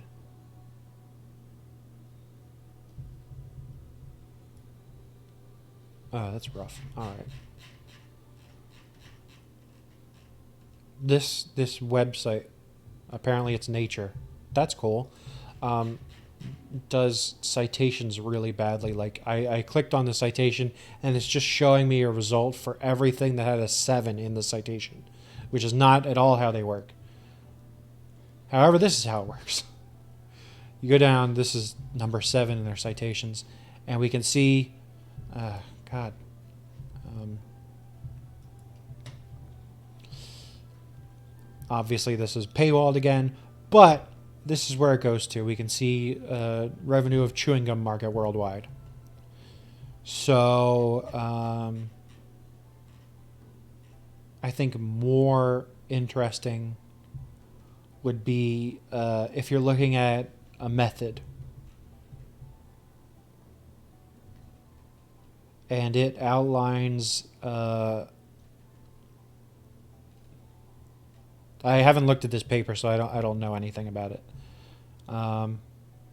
Okay, so this is saying that a DNA extraction was then carried out as described by Latour et al. So this is referencing another paper written in 1987, which describes how you can extract protein or extract DNA. Sorry, and again, this is looking at number 50. So we go down to the list and see number 50, and we can get the article. Oh, great. Maybe the Google Scholar, which I've never used before. Here we maybe go. Was that the thing? Oh, yeah, it is. Okay. So then we can read this paper on evolution of mitochondrial DNA in fruit flies. And in this paper will be how they did the DNA extraction. Click the PDF. Oh, there was a correction done. These are how papers used to look, and I hate it immensely.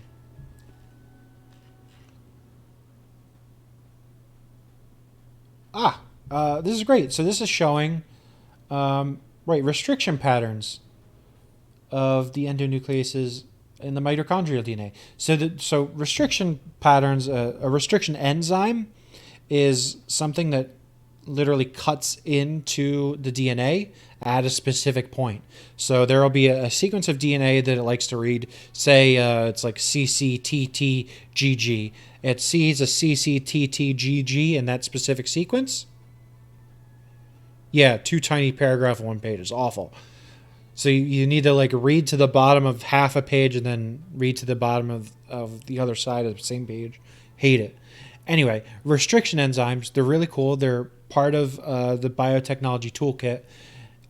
They look for this specific sequence of DNA, and they cut wherever that specific exact sequence is found in the DNA. They just split it in 2, and afterwards you get what are called restriction fragments.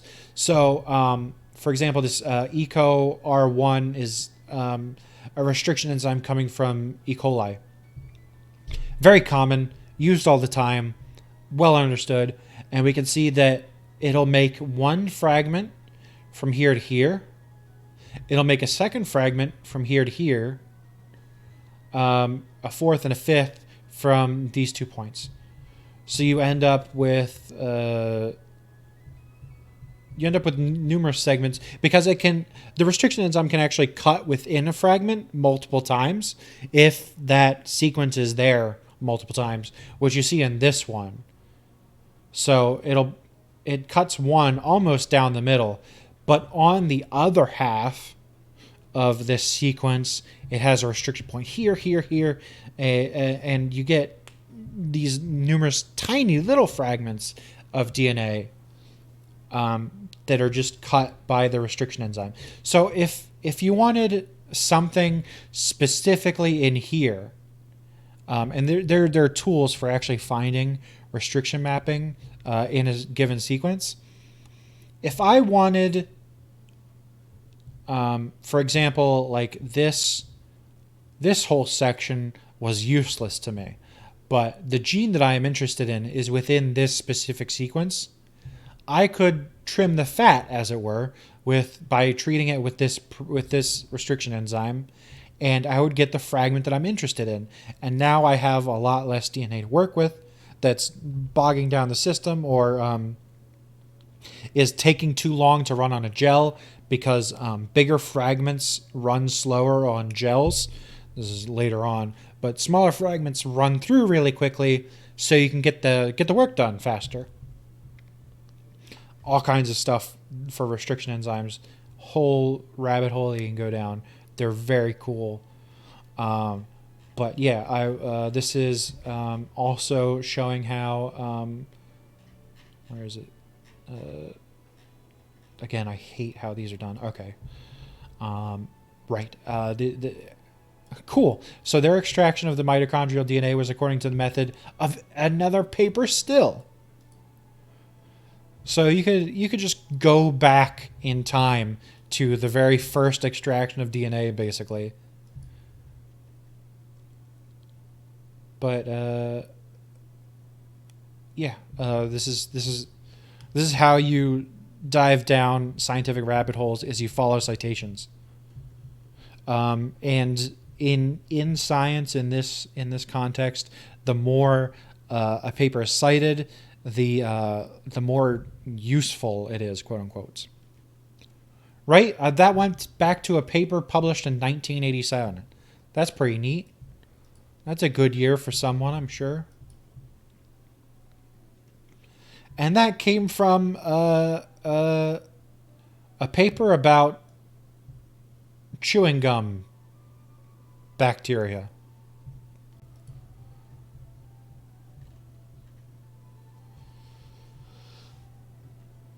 Yeah. Does I yeah. So that's all that I really wanted to cover here, including stuff that I didn't want to cover, but we did. Yeah.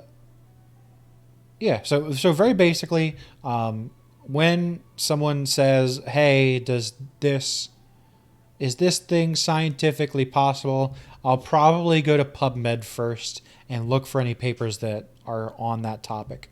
So if you got a friend who says something like, the COVID-19 vaccine is killing more people than it's helping,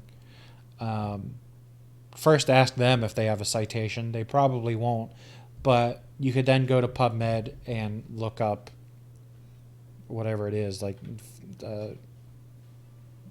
look, it's so prevalent that it even autofills here. Shit, it even has like specific filters for this. Like, this is so prevalent right now that even the nerds are trying to streamline stuff. You would probably not be that person's friend. Fair enough. If if an acquaintance happened to come up to you and started spouting bullshit,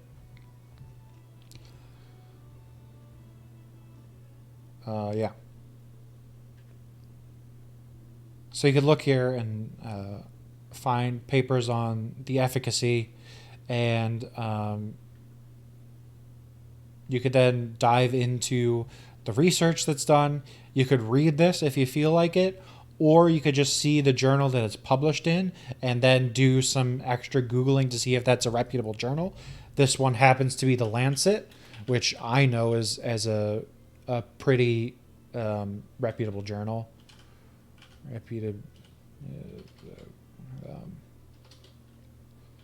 Even like, is the Lancet a good paper? Is the Lancet peer reviewed? And they'll say, this is from the Lancet.com. All research articles submitted are first reviewed by our in-house team of editors. Blah, blah, blah. Have undergone independent external peer review, of course. And then you can find a whole bunch of information about the Lancet. And this is kind of the process that you could go through. If I looked up the Lancet like that, and I didn't know what this journal was, and found that many like positive skewing results, I'd probably say that's a good journal. How about another one? Uh,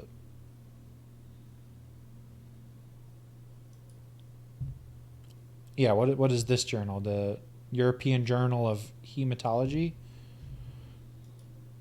who are, let's just uh, try and Google it.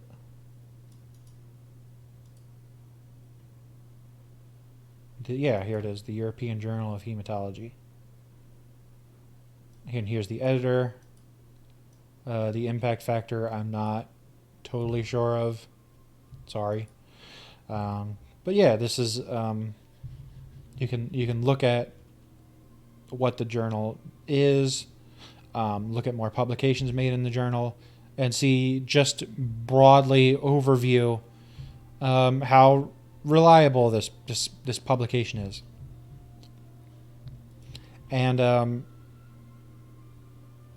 chances are, if it doesn't show up in a PubMed search, it's probably crap. It probably hasn't gone through peer review. It probably isn't in a journal that's reputable enough to even be indexed within this search engine. So that's if you happen to ask me any scientific questions, this is how I would go about doing that. Hello, Zan. Yeah, I don't know what else I can add. If there's any chat interaction here, if anyone wants to maybe give some searches for what you want to look up, or I'll end it there. I'll end it here. It's been 2 hours. That's a nice tidy stream.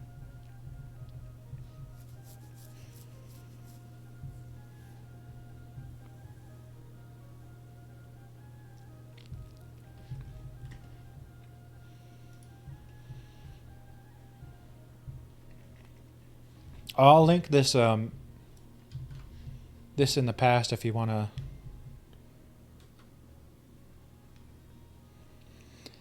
This is the website where you can go through, and you don't even have to be like scientifically literate in the same way that I am. And even I say that I'm not the best at it. I have to stop and look up stuff a lot. But you can just look at like why they won, and it's written out pretty in plain English. So this is the economics prize. What did the economics prize do? Discovering that the obesity of a country's politicians may be a good indicator of that country's corruption. Cool. I love the Ig Nobel Prize. They are so bafflingly cool. For demonstrating that sexual orgasms can be as effective as decongestant medicines at improving nasal breathing. Oh my god. Do you have a stuffy nose? Maybe you should masturbate about it. A Peace Prize was given for testing the hypothesis that humans evolved beards to protect themselves from punches to the face.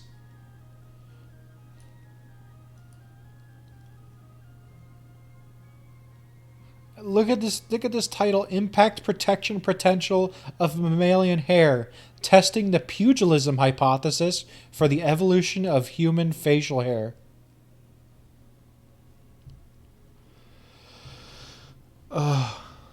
These guys had fun. That's my takeaway from this. These guys had fun doing that.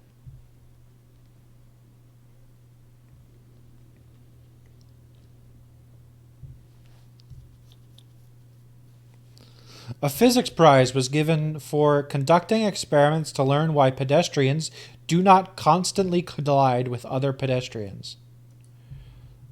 The paper was titled Physics-Based Modeling and Data Representation of Pairwise Interactions Among Pedestrians. It's fantastic.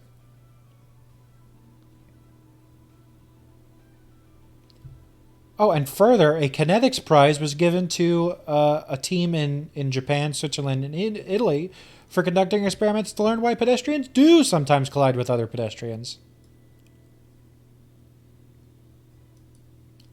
Mutual anticipation could contribute to self-organization in human crowds. Lovely. For their research study, a new method of cockroach control on submarines. Yes, very, very good. Very good. Uh, I'm curious. What was their method? Um, dichlorvos aerosol, 6.5% at the rate of 12 ounces per 10,000 feet cubed, and 3 of these with 2% propoxyrbate to control German roaches. Better than 97% control was obtained initially after dichlorvos treatment. The propoxyrbate was used to control nymphs. Air samples were taken aboard 3 submarines.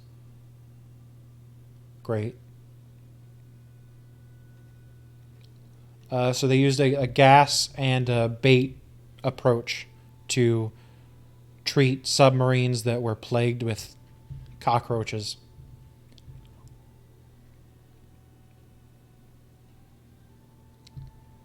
An acoustic prize was given for inducing a female Chinese alligator to bellow in an airtight chamber filled with helium.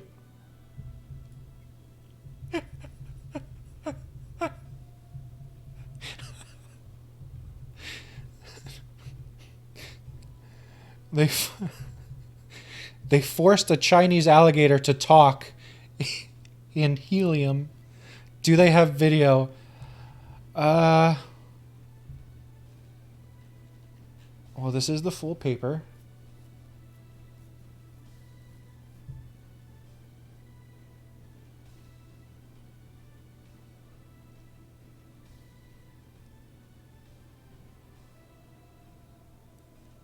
Let's see.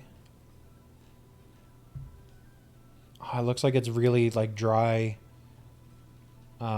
graphs of the recordings.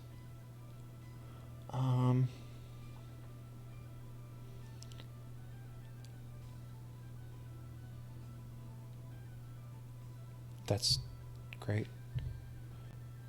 Is there? Oh, there is. Oh, that's spectacular. Yeah, sometimes Googling just works better. Here we go. I'll play it on stream.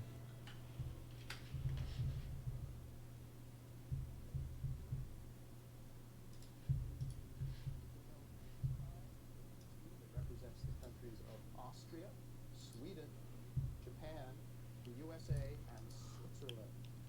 The prize is awarded to Stefan Weber, Takeshi Nishimura, Judith Janesch, Mark Robertson, and Kamsa Fish. Oh, they're going to talk about their research. A female Chinese alligator to bellow in an airtight chamber filled with helium-enriched air. Our question was whether alligators have vocal tract resonances like human speech. Key is that sound travels faster in helium. This makes the air passages seem shorter, making the resonances higher. Breathe helium and the frequency shift upward, that shows that the resonances. Does that shirt say gator lover in Swedish? Our subject was a Chinese alligator. We recorded her inhaling normal air and helium oxygen mixture. And here we go. Here's one calling air and one calling heliox. Oh my god. A little bit different. Yeah. That also non-alien reptiles have resonances in their vocalizations. Oh, sorry. Yeah. I'll go back. Fish for inducing a I turned it up. female Is it- Chinese is it good now? alligator to bellow in an airtight chamber filled with I'll turn on helium-enriched captions as well. air. Our question was whether alligators have vocal tract resonances like human speech. And key is that sound travels faster in helium. This makes the air passages seem shorter, making the resonances higher. So if you breathe helium and the frequency shift upward, that shows that they're resonances. The hard part is getting an alligator to breathe helium. Our subject was a Chinese alligator. We Wonderful. recorded her inhaling normal air and heliox, a helium-oxygen mixture. And here we go. Here's one call in air and one call in heliox. They sound different, they look different, and this is evidence that also non-avian reptiles have resonances in their vocalizations.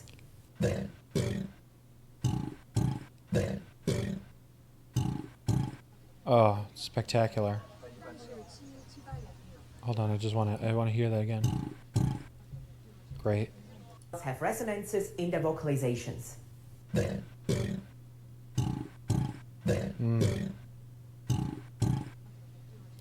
Can anyone else hear the Chinese accent? I kind of did. It didn't quite sound like a Floridian alligator to me. That might be another Ig Nobel Prize. Do alligators have accents? Do alligators have accents in helium? Okay. So, oh god, that's so wonderful. Look at this cartoon. Look at these. These were so lovingly done.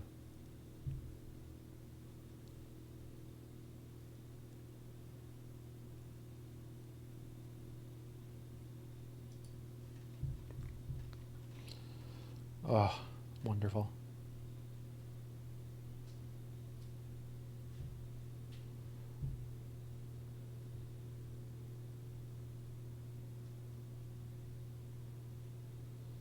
They really did. They did that alligator so good. Look at this little bean. Look at her. Ugh. Love it. I never got to draw alligators for my science. I'm in the wrong field. Funding. Who gave this money? The European Research Council. Nice. The Austrian Science Fund.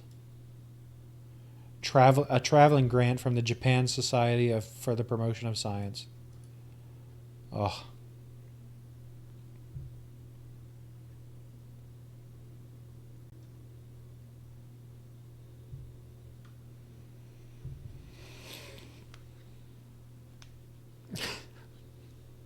I'd pay for that. Yeah. Absolutely. Hey, the psychology prize was given to a Canadian-U.S. team. What did they determine? Devising a method to identify narcissists by examining their eyebrows. Okay.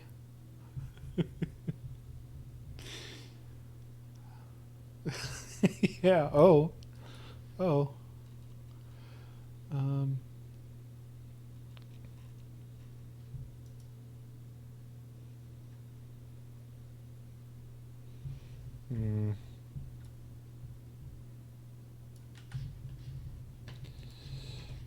Another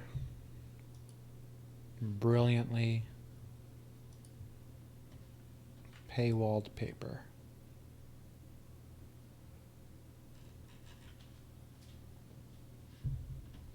Unfortunately, I don't have access to that one either. Sci-Hub is really failing me.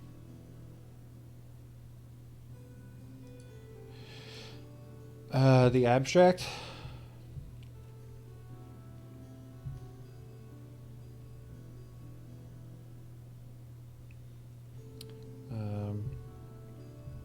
The cues supporting these judgments require further elucidation, meaning they need to study them more.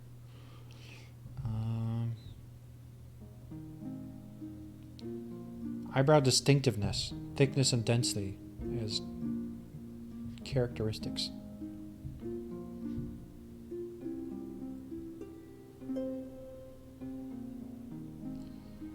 Oh man, they photoshopped some narcissist's face onto a non-narcissist. How awful. Anyone in the chat with narcissist parents, just imagine their eyebrows on your face. and people being able to know that that makes you a narcissist based on that.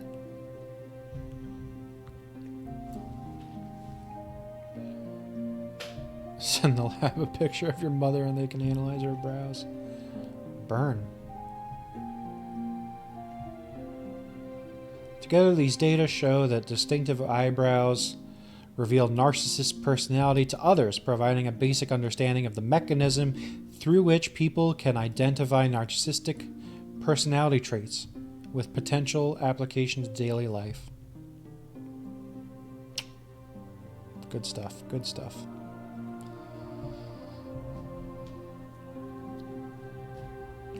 All right.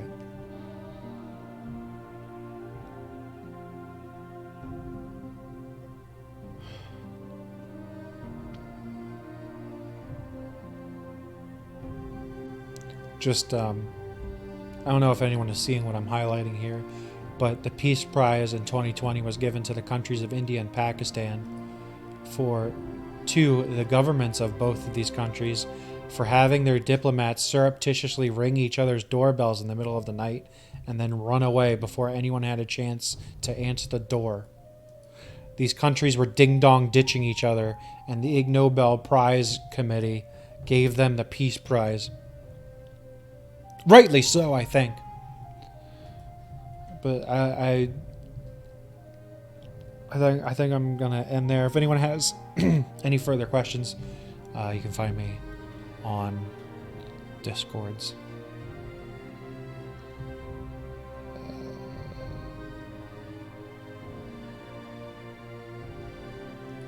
Thanks for coming.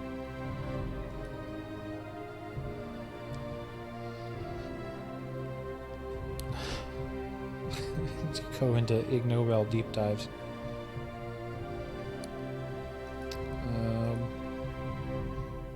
Where can I send everyone to? Oops. Ah, Squid's going. Okay, perfect.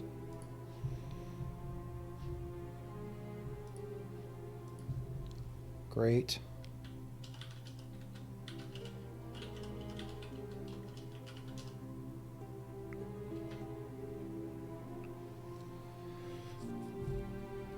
Ever seen the video where a guy ding-dong ditches the house where the British Prime Minister lives? What was that, 10 Downing Street or something? Honestly, I would pay to ding-dong ditch the British Prime Minister.